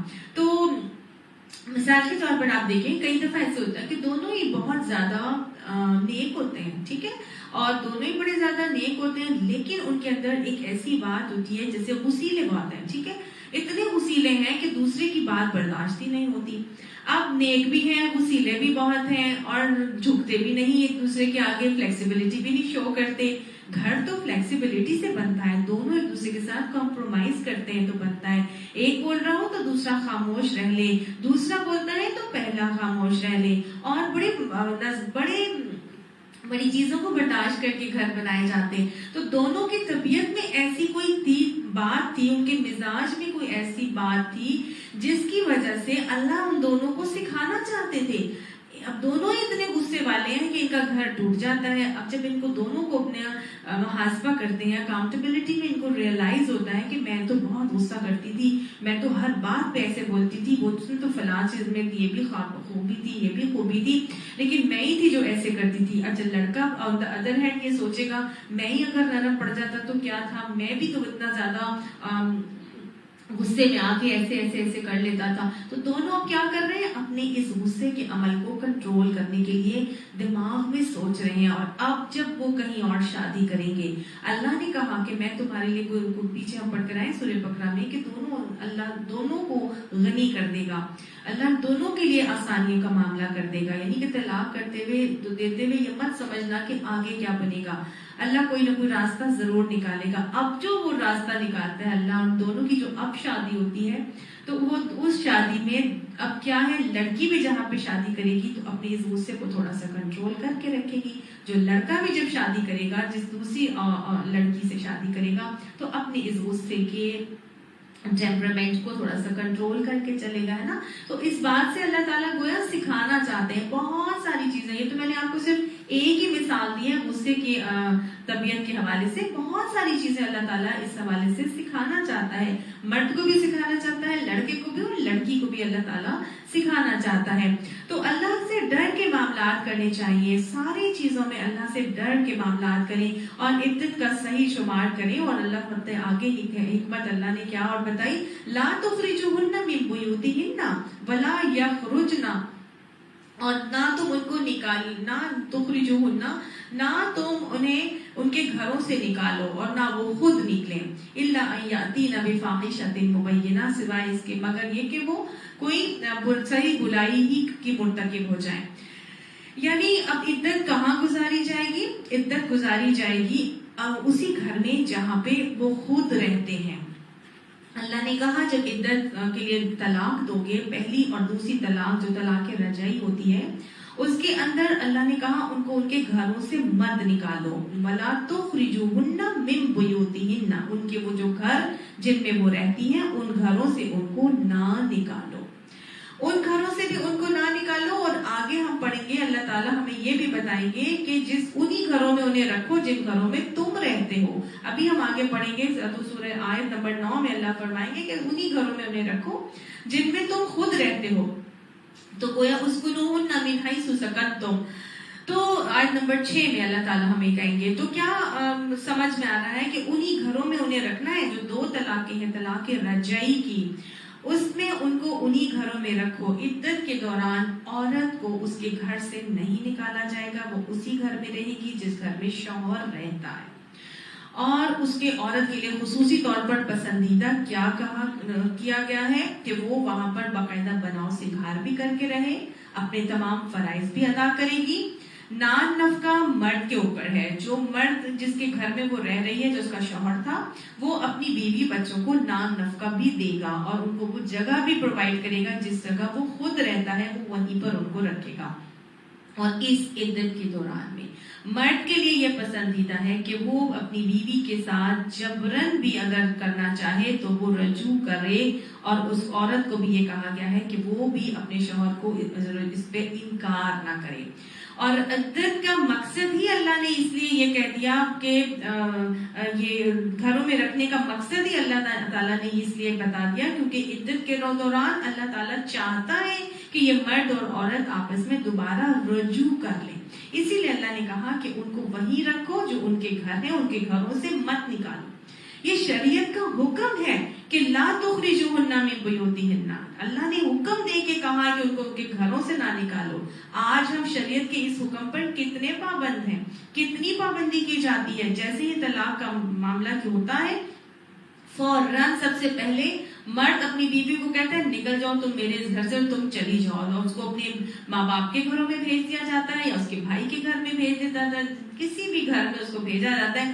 شوہر اپنے گھر میں نہیں رہتا, یا یہ کہ عورت خود ہی سمجھتی ہے کہ بھئی میرا تو اب اس گھر میں رہنا جو ہے پاسبل ہی نہیں ہے, اور وہ سب کچھ اپنا سامان اٹھاتی ہے اور اپنے دوسرے گھر میں, کسی کے بھی گھر میں یا والد کے گھر میں یا بھائی کے گھر میں جو ہے وہ آ جاتی ہے کہ بس مجھے تو اس نے طلاق دے دیا. پہلی بات تو یہاں پہ یہ سمجھ لینی چاہیے کہ جو اللہ تعالیٰ نے ہمیں حکم دیا تھا نا, کہ یہ پہلی آیت کے اندر جو شروع میں ہم نے بھی پڑھا کہ ان کو ان کی عدت کے لیے طلاق دیا کرو. تو اگر پہلی طلاق دی جائے گی اور ایک طلاق دی جائے گی اور اس عدت میں رجوع نہیں ہوگا, تو ہمیشہ یہ پاسبلٹی رہنی چاہیے کہ کبھی بھی یہ پیچ اپ کرنا چاہیں یہ پیچ اپ کر لیں. ان کو شریعت پوری اجازت دیتی ہے کہ یہ ریکنسیلیٹ کرنا چاہتے ہیں, دوبارہ سے میاں بیوی بن کے رہنا چاہتے ہیں تو یہ رہ سکتے ہیں. اگر ڈیورنگ عدت جب وہ اپنی شوہر کے گھر میں رہ رہی تھی اور اس کو نہیں سمجھ میں آیا کہ بھائی بچے علیحدہ ہو کے اپنے باپ کو کیسے مس کریں گے, اور جب وہ علیحدہ ہوتی ہے, جب 3 مہینے گزر جاتے ہیں عدت کے اور وہ پھر وہاں سے چھوڑ کے آ جاتی ہے اور اب اسے احساس ہوتا ہے, تو وہ دوبارہ سے پیچ اپ کر سکے, دوبارہ سے یہ دونوں ملنا چاہے. اس میاں کو بھی سمجھ میں آئے کہ بھئی باپ کو بھی سمجھ آئے کہ بچے جب تک میری نظروں کے سامنے تھے تب تک تو مجھے نظر آ رہے تھے, لیکن میں تو بچوں سے دور رہ ہی نہیں سکتا ہوں. تو وہ دوبارہ پیچ اپ کرنا چاہیں تو وہ آرام سے پیچ اپ کر سکیں. آپ کو سمجھ میں آ رہا ہے کیوں کہا گیا کہ عدت کے لیے طلاق دو؟ اس لیے بھی نا کہ وہ ایسا نہ ہو کہ ایک ہی دفعہ میں تینوں طلاقیں دے دی جائیں اور پھر ان کی واپسی کی کوئی گنجائش ہی نہ نکل سکے. تو ہمیشہ سمجھ کے یہ معاملہ ہونا چاہیے. ایک آپ سلسلے کے دور میں جو واقعہ آیا نا کہ اس شخص نے کہا کہ اپنے ایک ہی وقت میں یعنی کہ تینوں طلاقیں اپنی بیوی کو دے دی, تو آپ صلی اللہ علیہ وسلم سن کر غصے سے کھڑے ہو گئے اور آپ نے فرمایا کہ اَيَلْعَبُ بِكِتَابِ اللَّهِ وَأَنَا بَيْنَ أَظْهَرُكُمْ, کہ کیا تم اللہ کی آیات کے ساتھ اور کتاب کے ساتھ کھیل کر رہے ہو حالانکہ ابھی میں تمہارے درمیان موجود ہوں. یعنی اللہ کی آیات کے ساتھ کھیل کا رویہ ہے, کھیل کا طریقہ ہے کہ ایک ہی وقت میں تینوں طلاقیں دے کے عورت کو بالکل فارغ کر دیا جائے اور ہر قسم کے جو اللہ نے احکامات عدت کے حوالے سے بتائے ہیں وہ فلفل ہی نہ ہو سکے. ہمیشہ ایک طلاق دینی چاہیے اور عدت کے دوران میں جو اللہ نے احکامات دیے ان احکامات پر عمل پیرا ہونے کی گنجائش کو چھوڑے رہنا چاہیے. آپ دیکھیے اللہ تعالیٰ فرما رہے ہیں کہ اگر 3 ہی طلاقیں دے دی جائیں گی اور یہی نیت ہوگی کہ بالکل ہی چھوڑ دیا ہے, 3 طلاقیں تو واقع ہو جائیں گی. 3 طلاق کے واقعات سپوز ہو گئی ہیں تو اگر وہ واقعہ ہو گئی ہیں اور پھر تو اس کی وہاں پہ رہنے کی گنجائش نہیں رہتی نا کہ وہ اپنی قرآن کی اس آیت کے اوپر بھی عمل نہیں ہو سکے گا. 3 طلاقیں ایک ہی وقت میں دے دی اور یہی نیت کر کے دے دی تو وہ جو باقی جو عدت کا جو عمل تھا وہ کیسے ہوگا؟ اب تو 3 طلاقوں کے بعد تو وہ 2 طلاق بائنہ ہوتی ہے. طلاق بائنہ کے بعد تیسری طلاق کے بعد وہ اپنے شوہر کے گھر میں رہنے کی مجاز نہیں رہتی. وہ اپنی شوہر کے گھر میں نہیں رہ سکتی. وہ اپنے شوہر کے گھر میں جیسے بتایا گیا کہ سنگھار بناؤ، سنگھار کر کے رہے، فرائض ادا کرے اور آگے پیچھے پھرے، پہلے سے زیادہ محبت جتائے. اور اگر 3 طلاقیں دے دی جائیں گی تو پھر تو جواز ہی پیدا نہیں ہوتا کہ وہ وہاں پر رہے. اس لیے ایک ہی طلاق دینی چاہیے، ہمیشہ ایک طلاق دینی چاہیے. اور پھر اس کے بعد جیسے طلاق احسن کے حوالے سے میں نے آپ کو بتایا 1 طلاق دیں. اس کے بعد 3 مہینے یا 3 قروء کا پیریڈ ہو، عدت کا ٹائم ہو، وہ اس دوران بیوی اپنے شوہر کے گھر میں رہے اور قرآن کی ان تمام احکامات پر عمل ہو سکے اور ان کی واپسی کی گنجائش نکل سکے. پھر بھی نہیں رہتے، علیحدہ ہوتے، پھر بھی ان کو تجدید نکاح سے ان کو اجازت دی جاتی ہے کہ وہ دوبارہ نکاح کر کے میاں بیوی کے طور پر رہ سکتے ہیں. تو ہماری شریعت ہمیں بالکل گھر کو توڑنے کو پسند نہیں کرتا. ہر طرح سے آسانی کے معاملات دیے جاتے ہیں کہ میاں اور بیوی کسی طرح سے آپس میں نبھا کر کے رہیں اور یہ پھر ان آیات کے اوپر عمل بھی ہو سکے. اسی لیے بہت ضروری ہے کہ ہم اس بات کو معاشرے کے اندر پھیلائیں کہ شوہر اگر میاں اپنی بیوی کو طلاق کا اختیار رکھتا ہے تو وہ ایک وقت میں 3 ہی طلاقیں دے کے فارغ نہ کر دے، بلکہ وہ ایک ہی طلاق دے، ہمیشہ ایک طلاق دے. اور جو یہ احکامات اللہ ہمیں نازل کر رہا ہے ان احکامات کے اوپر ایز اٹ از عمل کریں، کیونکہ اللہ نے فرمایا وَتِلْكَ حُدُودُ اللَّهِ، یہ اللہ کی بتائی ہوئی حدیں ہیں، یہ اللہ کی مقرر کی ہوئی حدیں ہیں. حدوں سے تجاوز کرنا، حدوں سے نکل جانا، حدوں کے اوپر عمل پیرا نہ ہونا کیا ہے؟ وہ کبیرہ گناہ ہے. تو آج تو ہمارے ہاں کتنے لوگ اس عمل کو، ان حدود کو کراس ہی کر لیتے ہیں. اللہ نے فرمایا وَمَن يَتَعَدَّ حُدُودَ اللَّهِ فَقَدْ ظَلَمَ نَفْسَهُ، اور جو اللہ کی بتائی ہوئی حدوں سے تجاوز کرے گا وہ تو اپنے اوپر خود ظلم کرے گا. کیا یہ خود کا اپنے اوپر ظلم نہیں ہے کہ 3 ہی طلاقیں دے کے فارغ کر دیتے ہیں اور پھر ڈنڈے بجاتے ہیں اور لڑکیاں روتی ہوئی آتی ہیں ہمارے پاس، پوچھتی ہیں کہ ہم کیا کریں، اب ایسے ہو گیا، اب ہم کوئی پیچ اپ کی کوئی گنجائش ہے. لڑکے پریشان ہو کے آتے ہیں کیا ہم پیچ اپ کر سکتے ہیں، دوبارہ ہم لوگ آپس میں مل کے ساتھ رہ سکتے ہیں؟ وہ غصے میں ہم نے ایسے کہہ دیا. تو باتیں تو غصے میں ہی ہوتی ہیں نا، تو محبت پیار میں تو یہ نہیں ہوتا.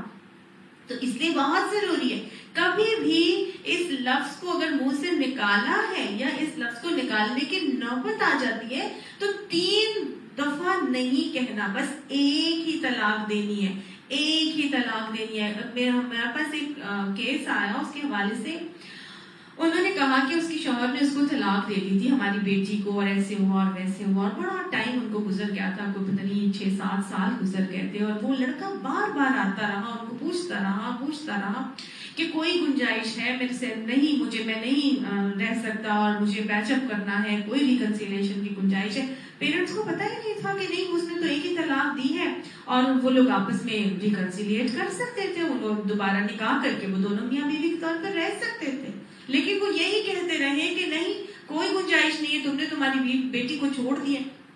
بعد میں جب انہوں نے قرآن پڑھا اور انہوں نے دیکھا اور انہوں نے سمجھا اور وہ تو حیران ہو گئی اور وہ کہنے لگی کہ میری تو بیٹی کو اس کے شوہر نے ایک ہی طلاق دی تھی اور ہم ہی اڑے رہے اور ہم ہی کہتے رہے نہیں، کوئی ریکنسیلیشن نہیں ہو سکتی، کوئی پیچ اپ نہیں ہو سکتا، اور تم اب علیحدہ ہو گئے اور ہماری بیٹی اب علیحدہ ہو گئی. ایسا دیکھیے اللہ کی حدیں، ہمیں معلوم ہی نہیں کہ اللہ کی حدیں ہیں جو اللہ نے لگائی، اور کہہ دیا کہ جو حدوں سے تجاوز کرے گا ایک ہی وقت میں تینوں طلاقیں دے دو گے تو یہ اللہ کی حدوں سے تجاوز کا طریقہ نہیں ہے. اور کیا ہے؟ اور پھر اپنے اوپر خود ظلم کرتا ہے انسان. ایسا ہی ہوتا ہے کہ نہیں ہوتا؟ اللہ یہ باتیں ہمیں سمجھائے. اللہ نے کہا لا تدری لعل اللہ یحدث بعد ذلک امرا، تم نہیں جانتے کہ شاید اس کے بعد اللہ موافقت کی کوئی صورت پیدا کر دے، لہٰذا ایک ہی طلاق دیا کرو، ایک طلاق دو، عدت کے لیے طلاق دو. اللہ کی مقرر کی ہوئی حدیں ہیں، ان کو اپنے گھروں میں رکھنا، ان کو اپنے گھروں سے مت نکالنا. اگر وہ خود نکلے تو وہ علیحدہ بات ہے, لیکن تم انہیں مت نکالنا, کیونکہ تم نہیں جانتے اللہ اس طریقے سے شاید تمہارے درمیان موافقت کی کوئی صورت پیدا کر دے گا. آپ کو سمجھ میں آ رہی ہے؟ یہ اللہ نے حکمت بتائی ہے. الطلاق مرتان کے حوالے سے یہ حکمت 2 طلاقوں تک رکھی گئی ہے. طلاق رجعی 2 طلاقوں تک ہے, طلاق مرتان کے حوالے سے. تو اسی طرح سے 2 طلاقوں تک اسی عمل سے جو ہے وہ طریقہ اختیار کیا جائے گا. فَإِذَا بَلَغْنَا أَجَلَهُنَّ, بس اب جب وہ اپنے اجل کو پہنچ جائیں, یعنی اپنے عدت کے مقررہ مدت کے خاتمے تک پہنچ جائیں, تو اب کیا کرو؟ فَأَمْسِكُوهُنَّ بِمَعْرُوفٍ, تو یا تو انہیں بھلے طریقے سے اپنے نکاح میں روک رکھو, یعنی کہ ابھی عدت ختم نہیں ہوئی, اگر رجوع کرنا چاہتے ہو تو رجوع کر لو. اور رجوع کیسے کیا جاتا ہے؟ قولی رجوع نہیں ہوتا. طلاق کے معاملے میں رجوع جسمانی رجوع ہوگا. ایلا کے معاملے میں قولی طور پر کہہ دینے سے رجوع ہو جاتا ہے کہ میں نے تمہاری طرف رجوع کیا, لیکن طلاق کا اگر عمل ہو جائے تو اس کے عدت کے دوران رجوع جسمانی رجوع ہوگا. اور جسمانی رجوع جب مرد کرے گا تو عورت بھی اس کو منع نہیں کرے گی. تو اللہ نے کہا کہ اس کو اپنے نکاح میں روک لو, اور فارغوہن بمعروف, یا پھر ان کو بھلے طریقے سے رخصت کر دو. اور جب یہ معاملہ ہونے لگے تو وہ اشہدو ذوی عدل منکم, 2 آدمیوں کو جو صاحب عدل ہوں ان کو گواہ بنا لو. واقیموا الشہادۃ للہ, اور وہ گواہ بننے والے ٹھیک ٹھیک اللہ ہی کے لیے گواہی دیں. یعنی کہ جب بھی طلاق کا کوئی عمل ہو تب بھی کسی کو گواہ بنانا ضروری ہے, 2 صاحب عدل آدمیوں کو, اور رجوع کے موقع پر بھی 2 صاحب عدل آدمیوں کو گواہ بنانا ضروری ہے. اللہ نے یہ کیوں رکھا؟ اس لیے کہ شرم پیدا ہو, امبیرس کرنے کے لیے, کہ بھئی یہ کوئی مذاق نہیں ہے کہ تو بار بار جو ہے تم یہ عمل سے گزرو, ایک دفعہ تم نے ایسے کر لیے, گواہ موجود ہے, تمہارے نامہ اعمال میں طلاق بھی لکھی گئی ہے اور رجوع بھی لکھا گیا ہے, لہٰذا نیکسٹ ٹائم اس عمل سے گزرنے کے لیے احتیاط برتنا. تو اللہ نے یہ گواہ بنانے کے حوالے سے یہ طریقہ مقرر کیا. اب اللہ نے آگے ہی کہہ دیا ذالکم یوعظ بہ, اللہ تمہیں اس کی نصیحت کرتا ہے, یعنی اللہ نے تمہیں اس کی نصیحت کی ہے. یہ کوئی فرض نہیں ہے, یہ کوئی قانون نہیں بنایا گیا, لیکن اللہ کی طرف سے ایک نصیحت کی گئی ہے, اور ایک احتیاط کے لیے اللہ نے یہ گواہ بنانے کے لیے حکم دیا ہے. اگر گواہ نہیں بھی بنائے گئے تو طلاق تو ہو جائے گی, ٹھیک ہے نا. اگر عدت نہ بھی گزاری گئی طریقے سے جیسے کہ اللہ نے سکھایا ہے, عدت کا صحیح شمار نہیں کیا گیا, تو بھی طلاق تو ہو جائے گی. اگر گھر میں عدت نہ بھی گزاری گئی تو بھی طلاق تو واقع ہو جائے گی. ایسا ہی ہے, تو طلاق تو ہر طریقے سے واقع ہو جائے گی. اگر اس شرعی حکم کے مطابق یا ان احکامات کے مطابق نہ بھی کوئی عمل کیا گیا تو طلاق تو واقع بہرحال ہو جائے گی, ٹھیک ہے نا. لیکن اگر اللہ کے نصیحت کے مطابق عمل کر کے جائیں گے تو انشاءاللہ اللہ تعالیٰ بہت بہترین معاملے کرے گا. وہ کیا ہے؟ من کان ذالکم یوعظ بہ من کان یؤمن باللہ والیوم الآخر, یہ وہ باتیں ہیں جس کی اللہ تمہیں نصیحت کی جاتی ہے ہر اس شخص کو جو اللہ اور آخرت کے دن پر ایمان رکھتا ہے. گویا اللہ کی طرف سے یہ نصیحت مومنوں کو کر دی گئی ہے جو اللہ اور آخرت پر ایمان رکھتا ہے. وَمَن يَتَّقِ اللَّهَ, اور جو اللہ سے ڈر کے اپنے معاملات کرے گا, يَجْعَل لَهُ مَخْرَجًا, تو اللہ اس کے لیے مشکلات سے نکلنے کا کوئی نہ کوئی راستہ ضرور پیدا کر دے گا. اچھا, اب جب یہ اللہ تعالیٰ نے یہ بات سمجھائی تھی کہ جب تم انہیں گھر میں رکھو گے اور گھروں سے نہیں نکالو گے تو نان نفقے کی ذمہ داری کس کے اوپر ڈالی گئی تھی؟ مرد کے اوپر ڈالی گئی تھی. پیچھے بھی ہم نے دیکھا سورہ بقرہ میں بھی اللہ نے کہا تھا کہ ان کو اس رزق میں سے دو جو اللہ نے تمہیں دیا ہے. گویا نان نفقے کی ذمہ داری مرد کے اوپر ڈالی گئی ہے. جب بھی عدت کا ٹائم ہوگا وہ مرد کے اوپر ہے. اچھا, اس حوالے سے بھی 2 معاملات ملتے ہیں. ایک تو یہ ملتا ہے کہ 2 جو طلاقیں رجعی ہوتی ہیں, پہلی اور دوسری طلاق کے بعد عدت جب وہ اپنے شوہر کے گھر میں گزارتی ہے اس میں تو مرد اس کے اوپر نان نفقہ دیتا ہے, لیکن تیسری جب طلاق ہو جاتی ہے تو پھر مرد کے اوپر کوئی ذمہ داری نہیں ڈالی گئی کہ وہ اپنی بیوی کو نہ اپنے گھر میں رکھے گا نہ ہی وہ اس کے اوپر نان نفقہ دے گا. تو یہ وہ بات ہے کہ جس کے حوالے سے تھوڑا سا اختلاف پایا جاتا ہے. کچھ لوگ کہتے ہیں کہ نہیں، ان کو اس کو مرد کے اوپر ذمہ داری ہے کہ وہ تیسری طلاق کے بعد بھی نان نفقہ دے گا بیوی کو. کچھ کہتے ہیں کہ صرف 2 طلاقوں تک ہی مرد کے اوپر ذمہ داری ہے اور تیسری کے بعد ذمہ داری نہیں ہے. مگر دونوں ہی اختلافی آراء کے ساتھ یہ واقعات موجود ہیں. اچھا، اب یہ ہے کہ یہ جو جب وہ نان نفقہ دے گا تو ایک مرد کے لیے اس عورت کو نان نفقہ دینا جس کو وہ چھوڑ چکا ہے، جس کو ساتھ وہ رہنا ہی نہیں چاہتا، جس سے منٹ منٹ پہ لڑائی ہوتی ہے، جو اس کے فرائض حقوق ادا نہیں کر رہی یا کسی بھی وجہ سے وہ اپنی بیوی کو چھوڑتا ہے، تو یہ مرد کے لیے بڑا مشکل ہوتا ہے کہ اپنی اس سابقہ بیوی کو جس کو وہ طلاق دے چکا ہے اس کے اوپر وہ اپنا مال بھی لگائے. مطلب وہ کیوں مال لگائے، وہ اس کا کیوں دل گوارا کرے گا کہ جس کے ساتھ اب مجھے رہنا ہی نہیں، میں اس کے اوپر مال کیوں لگاؤں، میں اسے کیوں اپنا جو ہے وہ مال دوں. اور یہ ایک انسانی ذہن بھی کہتا ہے نا کہ میں کیوں ایسے کروں جب میں نے اس کے ساتھ رہنا ہی نہیں ہے، اور میں کیوں اس کے اوپر مال دوں. تو اللہ نے کہا کہ دیکھو، اللہ کے سے ڈر کے اگر کام کرو گے، اللہ کے ساتھ ڈر کے یہ معاملات کرو گے تو اللہ تمہارے لیے کوئی نہ کوئی راستہ پیدا کرے گا.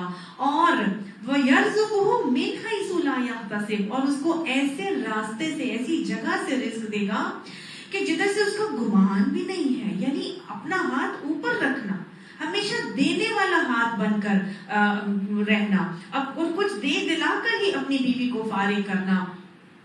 اور دیکھیں عام طور سے رویہ ایسے نظر نہیں آتا. اللہ نے کہہ دیا کہ تم دے کر ہی فارغ کرنا، چاہے تمہاری ذہنی ہم آہنگی نہیں تھی اس کے ساتھ، چاہے تمہاری جسمانی ہم آہنگی نہیں تھی تمہاری اس کے ساتھ، لیکن پھر بھی تم اس کو دے دلا کر ہی فارغ کرو، کیونکہ اللہ تمہیں ایسی جگہ سے رزق دے گا کہ تمہیں اس کا گمان بھی نہیں ہوگا. تم سمجھتے ہو کہ تم اگر اس عورت کے رازق بنو گے تو کیا تمہارا رزق کم ہو جائے گا؟ نہیں، کم مت ہو، اس خوف میں مت رہنا کہ تمہارا رزق کم ہو جائے گا، یا میں جو ہے وہ کیا ضرورت ہے کہ میں اس کو دوں، بس ٹھیک ہے اللہ ہی دے دے گا. نہیں، تم اپنا معاملہ صحیح رکھو گے تو دیکھنا تمہیں اللہ ایسی جگہ سے رزق دے گا جہاں سے تمہارا گمان بھی نہیں ہوگا. وَمَن يَتَوَكَّلْ عَلَى اللَّهِ فَهُوَ حَسْبُهُ، اور جو اللہ پہ توکل کرتا ہے بس وہ اللہ اس کے لیے کافی ہو جاتا ہے. إِنَّ اللَّهَ بَالِغُ أَمْرِهِ، بے شک اللہ اپنا کام پورا کر کے رہتا ہے. قَدْ جَعَلَ اللَّهُ لِكُلِّ شَيْءٍ قَدْرًا، یقیناً بنایا ہے اللہ نے ہر ایک کی تقدیر، اللہ نے ہر ایک کی تقدیر مقرر کی ہے، اپنا کام پورا کر کے رہتا ہے. اللہ پہ بھروسہ کرو گے تو اللہ تمہارے لیے کافی ہو جائے گا. اللہ نے سب کی تقدیریں بنائی، تمہاری بھی بنائی ہیں، اس کی بھی بنائی ہیں. اللہ دونوں کے لیے کوئی نہ کوئی راستہ نکال دے گا. اللہ دونوں کے لیے ہی غنی کر دے گا ان کو، ان کے معاملات میں کوئی فکر کرنے کی ضرورت نہیں ہے. واللائی یئسن من المحیض، اور وہ خواتین جو حیض سے مایوس ہو چکی ہیں، من نسائکم، عورتوں میں سے تمہاری، ان ارتبتم، اگر تمہیں شک ہو، فعدتہن ثلاثۃ اشہر، اگر تمہیں اس میں کوئی شک ہے تو تم یہ جان لو کہ ان کی عدت کتنی ہے، 3 مہینے ہے. یعنی کہ پہلے بتایا گیا تھا ثلاثۃ قروء، 3 قروء، یہاں بتا دیا گیا ثلاثۃ اشہر، 3 مہینے ہیں. ٹھیک ہے، یعنی وہ عورتیں جو حیض سے مایوس ہو چکی ہیں، پوسٹ مینوپازل ہیں، ان کے معاملے میں شک نہیں کرنا، بلکہ وہ پوسٹ مینوپازل خواتین اپنی عدت کیسے نکالیں گی. اب تو ان کے پیریڈز نہیں آ رہے، پیریڈز ختم ہو چکے ہیں، تو ان کی مہینے عدت کتنے مہینے اللہ نے بتا دی، 3 مہینے بتا دی. سمجھ آ گئی نا؟ یعنی کہ وہ جو 30 دن کا اپنا ایک مہینہ مقرر کریں گی، اور جس ڈیٹ کو ان کو طلاق دی گئی ہے اس ڈیٹ سے وہ 3 مہینے کاؤنٹ کر کے اور وہ آزاد ہو جائیں گی. سمجھ آ گئی نا؟ ہاں، وہ عورتیں جن کے حیض میں باقاعدگی نہیں ہے اور وہ irregular پیریڈز میں ہیں، ابھی ان کے مینوپازل ٹائم چل رہا ہے اور ان کے پیریڈز irregular ہو گئے ہیں، تو پھر وہ کیا کریں گی؟ تو وہ ان کے لیے عدت بتائی گئی ہے کہ جو حضرت عمر نے اس حوالے سے بتایا، اور یہ بتایا کہ وہ 9 مہینے جو ہے وہ جن کا خواتین کا حیض 1-2 مہینے آتا ہے اور پھر حیض بند ہو جائے تو کیا کریں گی، وہ 9 مہینے انتظار کریں گی. حمل ظاہر ہو جائے تو ٹھیک ہے، نہیں تو 9 منتھس کے بعد پھر مزید 3 مہینے گزارے گی. تو وہ خواتین جن کی پیریڈز irregular ہوتے ہیں وہ کیا کریں گی؟ پورا تقریباً 1 سال گزارے گی 3 مہینے بعد کی، اور 9 مہینے جو ہے وہ ویسے گزارے گی، اور پھر وہ کسی دوسرے شخص کے ساتھ حلال ہوگی نکاح کے حوالے سے. اور وہ خاتون جس کو 1 سال حیض نہیں آیا تو وہ کیا کرے گی؟ وہ 3 مہینے بس گزارے گی. اور وہ جو ایک مرتبہ تو حیض آتا ہے سال میں، اور پھر اگلے سال پھر ایک دفعہ کبھی آ جاتا ہے، تو وہ 3 حیض اس کی عدت ہے. یعنی کہ وہ سمجھے کہ اگر 1 سال میں 1 دفعہ حیض آ رہا ہے، پیریڈز آ رہے ہیں، تو پھر وہ 3 حیض گزارے گی. یعنی کہ جب تک کہ اس کے 3 حیض ہو نہیں جاتے، 3 پیریڈز کے سائیکل سے وہ گزر نہیں جاتی. تو یہی جو ہے وہ مختلف صحابہ کرام، حضرت علی، حضرت عثمان، حضرت زید بن ثابت بھی اسی رائے سے متفق ہیں. تو وہ خاتون جو اپنی بچے کو دودھ پلا رہی ہے اور اگر اس کو طلاق دے دی جائے تو پھر کیا کریں؟ کیونکہ پیریڈز کے دوران بھی اکثر جو حیض ہے وہ رک جاتا ہے. لیکٹیشن کے دوران جب ماں اپنے بچے کو دودھ پلا رہی ہوتی ہے تو اس وقت بھی کیا ہوتا ہے؟ پیریڈز رک جاتے ہیں، کئی خواتین کے رک جاتے ہیں. تو ایسی خواتین اگر 1 سال گزر جاتا ہے تو پھر وہ حیض نہیں آ رہا، تو پھر وہ کیا کریں گی؟ وہ بھی ایسا ہی کام کریں گی کہ وہ بھی اتنا ہی ٹائم گزارے گی، 9 مہینے کا ٹائم گزارے گی، اور پھر 3 مہینے اور گزارے گی، اور پھر دیکھے گی. کیونکہ پیریڈز رک گئے تھے اور کوئی پتہ نہیں ہے کہ ان کی پریگنینسی اس میں ہو نہ گئی ہو. ٹھیک ہے، تو 9 مہینے کب سے شمار کیے جائیں گے؟ جب سے شمار کیے جائیں گے ایسے خاتون کے جو آخری اس کو پیریڈز آئے تھے، لاسٹ پیریڈز جو آئے تھے، تب سے لے کر اگر وہ جیسے سپوز ڈیلیوری ہوئی ہے اور ڈیلیوری کے بعد اس کو پیریڈز ہی نہیں آئے، تو جو ظاہر ڈیلیوری کے بعد جو بلیڈنگ ہوئی تھی اس وقت سے لے کر وہ جب اس کی پیریڈز آئے تھے اس وقت سے لے کے 9 منتھس کاؤنٹ کیے جائیں گے. ٹھیک ہے، یعنی جب اس کے طلاق اس کو چاہے کسی وقت بھی دی گئی ہو، سوچے سپوز کہ بچہ پیدا ہونے کے 4 مہینے یا 5 مہینے کے بعد اس کو طلاق دی گئی ہے اور اس کو اس دوران پیریڈز آئے ہی نہیں تھے، تو اب اس کی عدت کتنی ہوگی؟ اس کی عدت 9 منتھس کاؤنٹ کی جائے گی اس دن سے جب سے اس کا بچہ پیدا ہوا تھا. کیونکہ اس کے بعد جو ڈیلیوری کے بعد جو بلیڈنگ ہوتی ہے اس کے بعد سے اس کا ٹائم شروع ہوگا اور وہ 9 مہینے کاؤنٹ کیا جائے گا. 5 مہینے تو وہ ہو گئے جب اس کو ڈیورس دی ہے، ڈیورس سے آگے 9 مہینے نہیں کاؤنٹ کیے جائیں گے، اس ٹائم سے 9 مہینے کاؤنٹ ہو گئے جب سے اس کو پیریڈز آخری آئے تھے. سمجھ آ گئی نا آپ کو یہ بات؟ تو یہ تو کچھ خواتین کے حوالے سے جن کے پیریڈز ریگولر ہیں یا حیض ختم ہو چکا ہے. اور آگے اللہ نے کیا بتایا کہ واللاہی، اور وہ عورتیں بھی لم یحضن، جنہیں ابھی حیض نہیں آیا، وہ عورتیں بھی جنہیں ابھی حیض نہیں آیا، ان کی عدت بھی کتنی اللہ نے یہاں پر بتائی تھی؟ 3 اشہر، یعنی کہ جو پری مینوپازل ہیں ان کی بھی عدت ابھی حیض ان کا نہیں شروع ہوا، نابالغ ہیں، تو ان کو اگر طلاق کا معاملہ ہوتا ہے تو ان کی بھی عدت صرف 3 مہینے ہی کاؤنٹ کی جائے گی. سپوز کہ طلاق ابھی 2 دفعہ حیض آ گیا تھا اور تیسری دفعہ حیض نہیں آیا، تو پھر اس کو دے دیا گیا ہے، تو پھر جتنے ٹائم کا اس کا حیض ہوتا ہے اسی ٹائم کے حوالے سے اس کی نکالی جاتی ہے. اب اس بات سے ایک اور اصول بھی ہمیں سمجھ میں آتا ہے اور حکم بھی واضح ہوتا ہے کہ یہ آیت کا یہ ٹکڑا کہ لم یحضن، کہ جن کو بھی حیض نہیں آیا ان کو اگر طلاق ہو گئی ہے تو ان کی عدت بتائی جا رہی ہے. گویا یہ آیت کا یہ ٹکڑا اس بات کا جواز دیتا ہے کہ نابالغ بچی کا نکاح کیا جا سکتا ہے. بہت سے لوگ اس بات پہ اٹھاتے ہیں کہ نابالغ بچی کا نکاح نہیں ہو سکتا، لیکن قرآن کی آیت خصوصی طور پر جواز دے رہی ہے کہ وہ عورتیں بھی، ان کی عدت بتائی جا رہی ہے جن کو بھی حیض نہیں آیا، بھی وہ نابالغ ہیں. تو گویا ظاہر ہے بلوغت تو عورت کا حیض ہی سے سٹارٹ ہوتا ہے نا، تو یہ آیت گویا کیا ثابت کر رہی ہے کہ نابالغ بچی کا نکاح کیا جا سکتا ہے اور نابالغ بچی کے ساتھ بھی صحبت کی جا سکتی ہے. یہ آیت ہمیں اس کا جواز دے رہی ہے. وَأُولَاتُ الْأَحْمَالِ اور وہ عورتیں جو حاملہ ہیں اجلہن ان کی عدت کیا ہے ان یضعن حملہن یہ کہ وہ حمل کو وضع ہو جائے یعنی کہ ان کا حمل وضع ہو جائے حمل ختم ہو جائے. یہ حاملہ عورت کی عدت بتائی جا رہی ہے کہ حاملہ عورت کی عدت کیا ہے کہ ان کا حمل وضع ہو جائے وضع حمل ہو جائے یعنی ان کی پریگنینسی ختم ہو جائے یا ان کا بیبی بورن ہو جائے ڈیلیوری ہو جائے اس وقت تک حاملہ عورت کی عدت ہے. چاہے شوہر کے مرنے کے 1 دن بعد ہی ڈیلیوری ہو جائے چاہے 9 مہینے کے بعد ڈیلیوری ہو.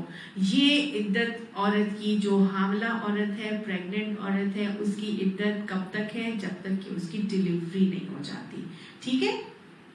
اچھا وہ عورت جو طلاق یافتہ بھی ہے اور بیوہ بھی ہو جاتی ہے یعنی اس کی طلاق بھی ہوئی تھی اور پھر وہ بیوہ بھی ہو گئی ہے تو دونوں باتیں اگر ہو گئی ہیں تو پھر کیا کیا جائے گا. تو اب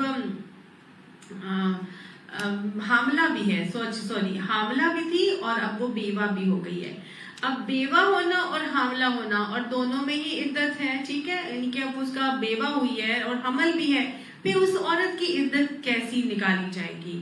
وہ حاملہ تھی اس کا حمل وضع ہوگا تو عدت ختم ہو جائے گی. اب وہ تو 1 ہی دن کے بعد اس کا بیبی بورن ہو گیا تو اب وہ کیا کرے اس کی عدت ختم ہوگی تو وہ بیوہ کی عدت اس کی نہیں رہے گی. نہیں اس کو ایسے نکالا جائے گا کہ اگر وہ حاملہ تھی اور بیوہ بھی تھی تو لمبی ڈیوریشن کی عدت دیکھی جائے گی کہ کس کی بنتی ہے. اگر 1 ہی دن کے بعد بیبی بورن ہو گیا ہے اور اس کا وضع حمل ہو گیا ہے تو پھر اس کی حاملہ والی عدت تو ختم ہو گئی لیکن چونکہ اس کا شوہر کے مرنے کا 1 ہی دن ہوا تھا تو اب زیادہ عدت کا پیریڈ کون سا بنتا ہے وہ بیوہ کی عدت جو 4 مہینے 10 دن بنائی گئی ہے. ٹھیک ہے. اور اگر وہ اس کا شوہر مر جاتا ہے وہ پریگننٹ ہے اور ابھی اس کے ڈیلیوری میں 8 مہینے باقی ہیں تو پھر اس کی عدت کتنی کاؤنٹ کی جائے گی. اس کی عدت پھر بیوہ والی تو نہیں کاؤنٹ کی جائے گی. کون سی عدت کاؤنٹ کی جائے گی اس کی عدت حاملہ والی عدت کاؤنٹ کی جائے گی. تو دونوں ہی حوالے سے یہ دیکھا جائے گا کہ اگر دونوں باتیں آ رہی ہیں تو پھر جو عدت کا ڈیوریشن زیادہ بن رہا ہوتا ہے وہ عدت مانی جاتی ہے اور وہی عدت پوری کی جاتی ہے. ٹھیک ہے. اور بیوہ کی عدت کے اندر کچھ بناؤ سنگھار وغیرہ جو ہے وہ منع کیا جاتا ہے اور ظاہر ہے غیر مردوں سے ملنا وغیرہ وہ تو دونوں ہی عدتوں میں منع کیا جاتا ہے. تو خصوصی طور پر ان ساری کی ساری جو چیزیں ہیں ان کا خیال رکھنا بھی بہت ضروری ہے. تو آگے اللہ تعالیٰ کیا فرما رہے ہیں وَمَن يَتَّقِ اللَّهَ يَجْعَل لَّهُ مِنْ أَمْرِهِ يُسْرًا. جو اللہ سے ڈر کے اس کے کام کرے گا تو پھر اللہ تعالیٰ اس کے معاملے میں سہولت پیدا کرے گا. ذَلِكَ أَمْرُ اللَّهِ یہ اللہ کا فیصلہ ہے اللہ کا حکم ہے. أَنزَلَهُ إِلَيْكُمْ جو اس نے تمہاری طرف نازل کر دیا ہے. وَمَن يَتَّقِ اللَّهَ جو کوئی اللہ سے ڈر کے کام کرے گا يُكَفِّرْ عَنْهُ سَيِّئَاتِهِ وہ دور کر دی جائے گی اس سے اس کی برائیاں. وَيُعْظِمْ لَهُ أَجْرًا اور اس کو بڑا اجر دیا جائے گا. اسکنوہن من حیث سکنتم رکھو ان کو جہاں تم رہتے ہو. گویا زمانہ عدت میں کہاں گزاری جائے گی عدت اسی گھر میں گزاری جائے گی جہاں تم رہتے ہو.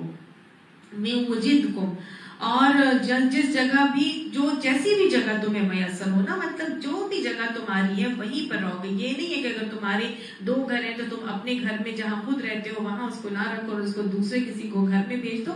ایسی بات نہیں. اللہ نے کہا اسی جگہ پہ جہاں تم رہتے ہو. اور ولا تضاروہن اور نہ تم ضرر دو ان کو یا نہ تم تنگ روکو یا نہ ستاؤ ان کو.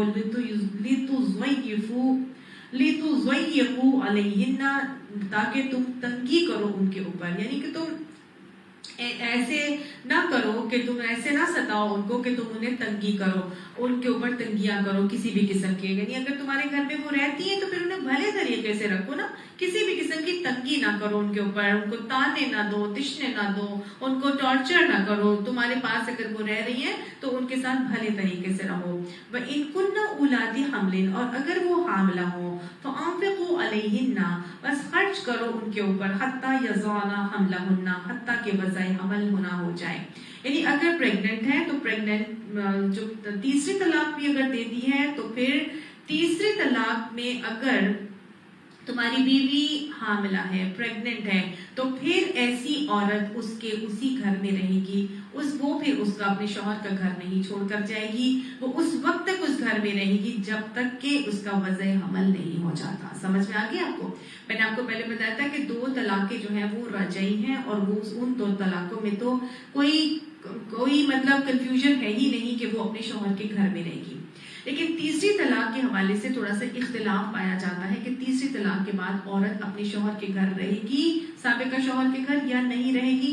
تو اس کے بارے میں اختلاف تھا, ٹھیک ہے نا. لیکن اگر وہ خاتون پریگننٹ ہو گئی ہے تو پھر تو فور شیور وہ اپنے ہی شوہر کے گھر میں رہے گی, چاہے اس کی تیسری طلاق بھی کیوں نہ ہو چکی ہو.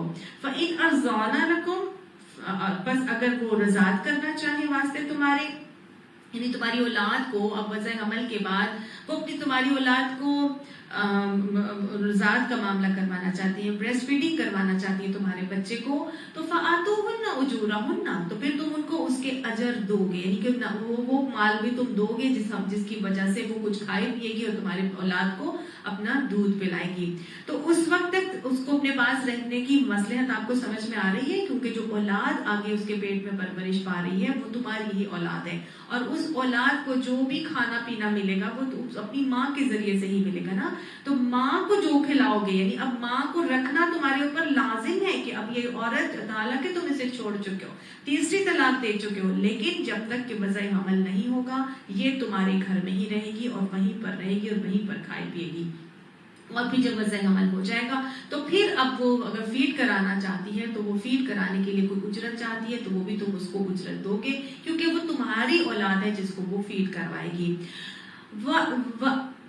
وَأْتَمِرُوا بَيْنَكُمْ بِمَعْرُوفٍ, اور آپس میں یہ معاملے کو باہمی گفت و شنید سے طے کر لو اور اچھے طریقے سے طے کرو. وَإِن تَعَاسَرْتُمْ, اور اگر تم تنگ کرو گے ان کو, فَسَتُرْضِعُ لَهُ أُخْرَىٰ, پس قریب وہ دودھ پلا لے واسطے اس کے کوئی دوسری عورت. یعنی کہ اگر تم نے اجرت طے کرنے میں ایک دوسرے کو تنگ کیا تو کوئی دوسری عورت اس بچے کو دودھ پلا لے گی, لیکن بہرحال انسان کے بچے کو دودھ کون پلائے گا؟ انسان ہی کی, اور مطلب انسان ہی دودھ پلائے گا, اور انسان ہی کی جو عورت ہی ہے وہی بچے کو دودھ پلائے گی. کسی گائے بھینس کا اللہ نے یہاں پہ نہیں کہا کہ بچے کو دودھ پلائے گی, کسی گائے بھینس کا پلا دینا, نہیں. پیچھے بھی ہم پڑھ کر آئے کہ وہ طلاق کے جہاں احکامات آئے وہاں اللہ نے کہہ دیا کہ والوالدات یرضعن اولادہن حولین کاملین, یہ ہر تمام اور مائیں اپنی اولادوں کو 2 سال مکمل دودھ پلائیں گی. اور وہاں بھی اللہ نے یہ نہیں کہا تھا کہ اگر گھر ٹوٹ رہا ہے تو ٹھیک ہے کسی گائے بھینس کا دودھ پلا دینا, نہیں. انسان کے بچے کو انسان ہی نے دودھ پلانا ہے. اور وہاں میں نے آپ کو بتایا تھا کہ کتنی زیادہ قباحتیں ہیں اور کتنی زیادہ فوائد ہیں انسان کے ساتھ, انسان کے دودھ میں. عورت کے دودھ کے اندر, ماں کے دودھ کے اندر اللہ نے ایسی چیزیں رکھی ہیں جو انسان کی نشو و نما اور گروتھ کے لیے بہت بنیادی ہیں اور بہت ضروری ہیں. بیٹے کی اگر پیدائش ہو تو اسی طرح کا دودھ آتا ہے جو بیٹے کی نشو و نما کے لیے ضروری ہے, اور اگر بیٹی پیدا ہوتی ہے تو بیٹی کی نشو و نما کے لیے جو چیز ضروری ہے ماں کے دودھ میں اللہ نے ایسی چیزیں ڈالی ہوتی ہیں. یہ اللہ کے کام ہے اور اللہ کے احکامات میں یقیناً بہت بڑی حکمتیں پوشیدہ ہیں. یہ ضرورت اس بات کی ہے کہ ہم اس بات کو سمجھیں کہ گھر بھی اگر ٹوٹ رہا ہے تو ماں کا دودھ اولاد کا بنیادی حق ہے اور اس کو اس حق سے محروم نہیں کیا جائے گا. اور آج ہمارے کریئرز کو پرسو کرنے کے لیے, محض اپنی تھوڑی سی آزادی کو حاصل کرنے کے لیے اولاد کے اس بنیادی حق سے اس کو محروم کر کے ڈبوں کے دودھوں پر ان کو لگا دیا جاتا ہے, گائے بھینسوں کے دودھوں پر انہیں لگا دیا جاتا ہے. اللہ یہ باتیں ہمیں سمجھائے اور آگے سمجھانے اور پہنچانے کی توفیق عطا فرمائے, اس پر عمل کرنا ہمارے لیے آسان بنائے. اللہ نے آگے کیا کہا کہ جب یہ نان نفقہ اپنی بیویوں کو دو گے، جب دودھ بھی پلا رہی ہیں، تو لِيُنْفِقْ ذُو سَعَةٍ مِّن سَعَتِهِ، اور چاہیے کہ خوشحال آدمی جو ہے اپنی خوشحالی کے مطابق نان نفقہ دے گا.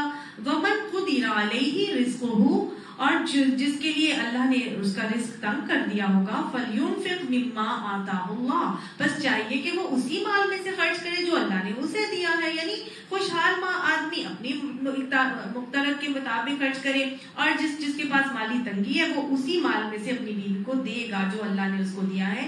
لا یکلف اللہ نفسا الا ما آتاها، نہیں مکلف کرتا اللہ کسی جان کو سوائے جو اللہ نے اسے عطا کیا ہے. یعنی اللہ نے جتنا دیا ہے تم اسی کے مکلف ہو، اس سے زیادہ کا تم پر اللہ نے بوجھ نہیں ڈالا.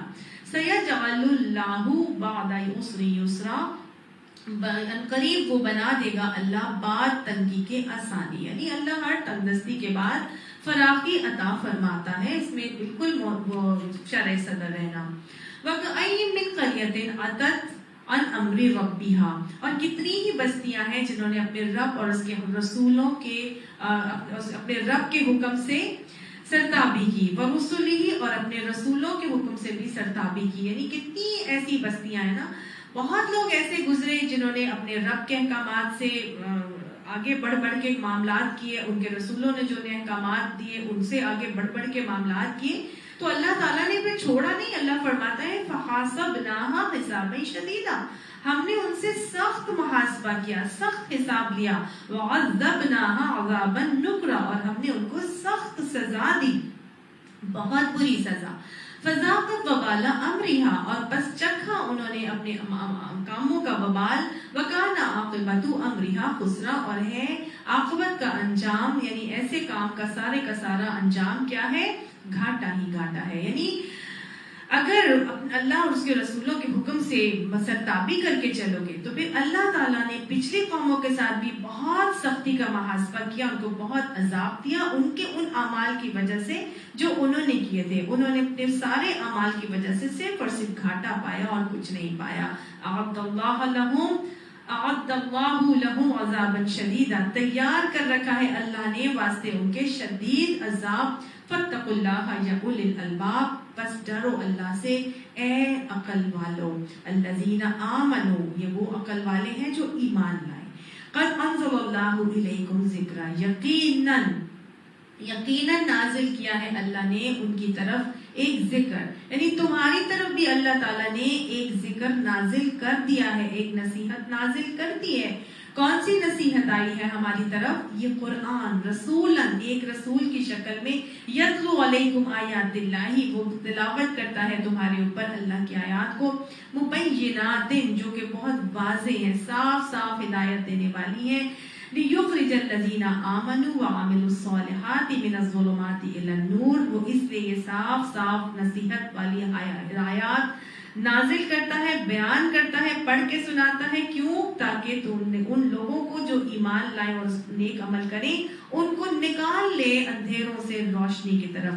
اللہ ہمیں بھی تمام ہی اندھیروں سے نکال کر روشنی کا مسافر بنا دے. اللہم اجعل فی قلبی نورا، اللہ اپنے اس نور کو ہمارے دلوں میں عطا فرما کے دلوں میں اتار کر اللہ سبحانہ تعالیٰ ہمیں پوری ذات کو نور بنا دے اور ہماری ذات کو بھی دوسروں کے لیے مشعل راہ بنا دے.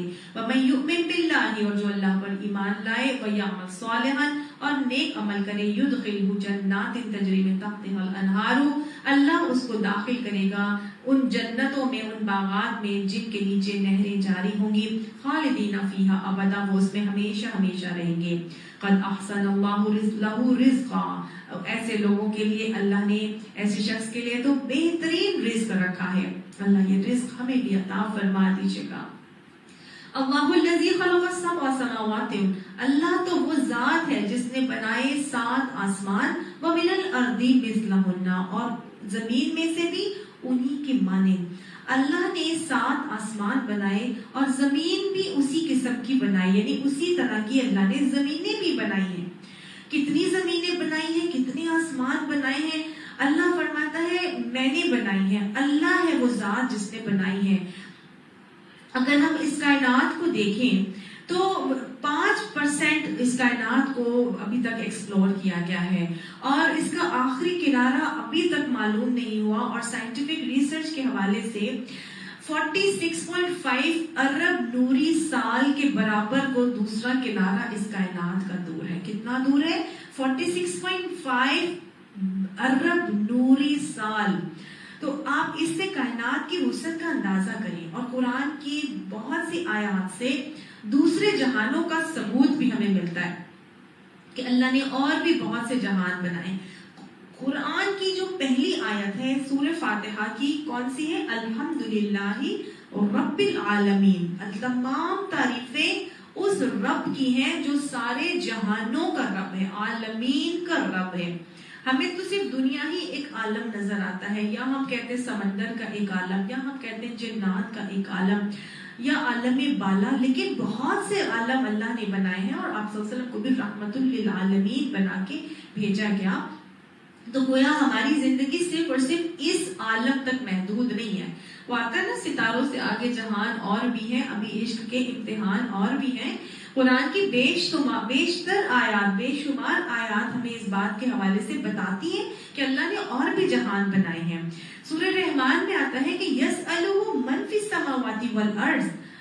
ہر چیز جو آسمانوں اور زمین میں جتنی بھی مخلوق ہے وہ سب اللہ ہی سے مانگ رہی ہے، اللہ ہی سے سوال کرتی ہے. کل یوم ہوا فی شأن. اللہ سبحانہ تعالیٰ ہر وقت کسی نہ کسی کام میں مصروف ہوتا ہے. فَبِأَيِّ آلَاءِ رَبِّكُمَا تُكَذِّبَانِ. بس تم اپنے رب کی کون کون سی نعمتوں کو جھٹلاؤ گے. سورہ نحل میں بھی اللہ نے فرمایا کہ وَيُخْلِقُ مَا لَا تَعْلَمُونَ، کہ وہ ایسی مخلوقات کو پیدا کرتا رہتا ہے جسے تم نہیں جانتے.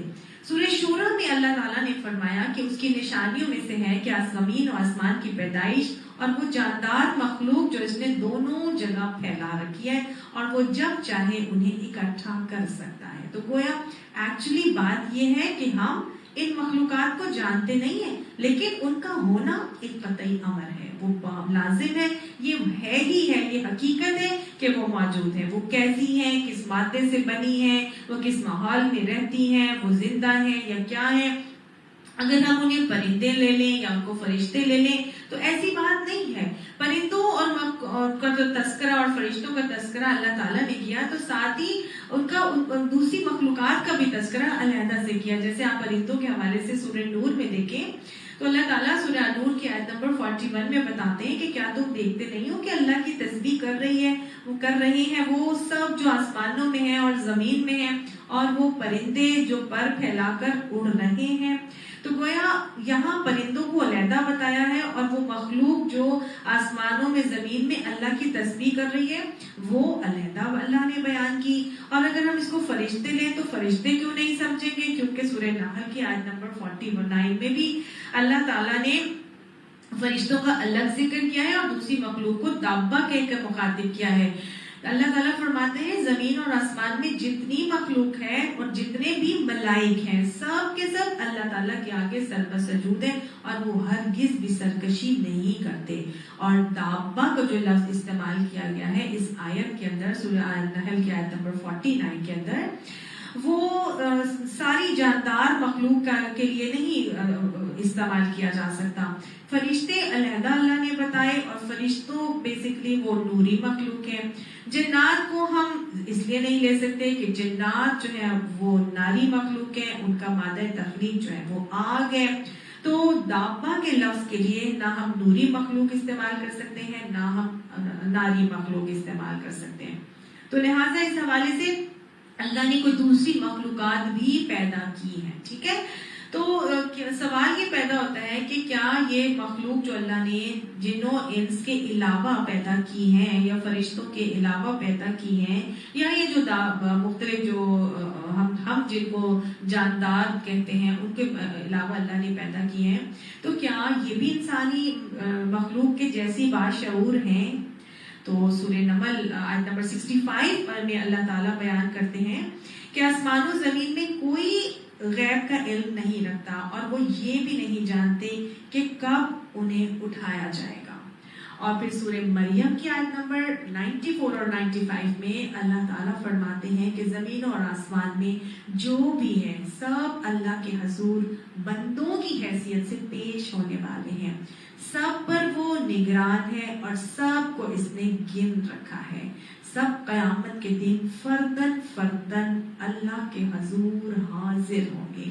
تو جب اللہ کے حضور سب بندوں کی حیثیت سے فردن فردن حاضر ہوں گے، جن کو اللہ نے شمار بھی کر رکھا ہے، تو حاضر اللہ اسی لیے کرے گا کیونکہ اللہ تعالیٰ نے پھر وہاں پر اعمال کا ان کا حساب بھی لینا ہے۔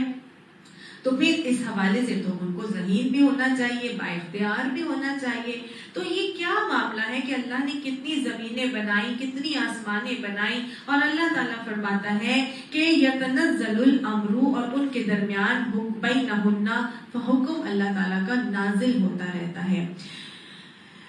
یہ آگے اللہ تعالیٰ فرماتا ہے لِتَعْلَمُوا، ختم کر لیتے ہیں، تاکہ یہ اللہ اس لیے بیان کر رہا ہے تاکہ تم جان لو کہ ان اللہ علی کل شیء قدیر، کہ اللہ ہر چیز پر قادر ہے، وَأَنَّ اللَّهَ قَدْ أَحَاطَ بِكُلِّ شَيْءٍ عِلْمًا، اور اس لیے اللہ نے یہ باتیں تمہیں بیان کی ہیں تاکہ تم یہ بھی جان لو کہ اللہ تعالیٰ ہر چیز کا احاطہ کیے ہوئے ہے اور ہر چیز کا علم رکھنے والا ہے۔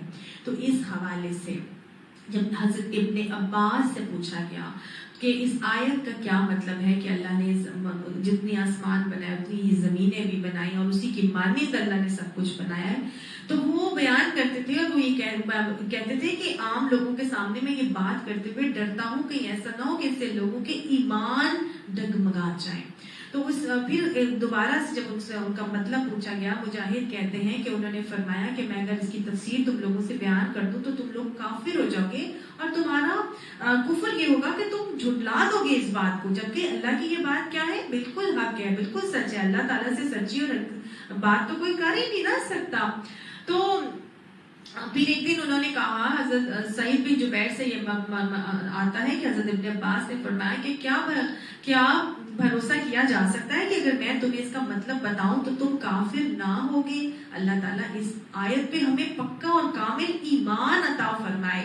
حضرت ابن عباس سے جو ایک اور تفسیر نقل کی گئی ہے وہ یہ بتائی گئی ہے کہ حضرت ابن عباس جو کہ اس قرآن کے مفسر کہلائے جاتے ہیں، انہوں نے بتایا کہ ان کی یہ تفسیر انہوں نے نقل کی کہ ان میں سے ہر زمین میں ایک نبی ہے تمہارے ہی نبی جیسا، اور آدم ہے تمہارے ہی آدم جیسا، اور نوح ہے تمہارے ہی نوح جیسا، اور ابراہیم ہے تمہارے ہی ابراہیم جیسا، اور عیسیٰ ہے تمہارے ہی عیسیٰ جیسا۔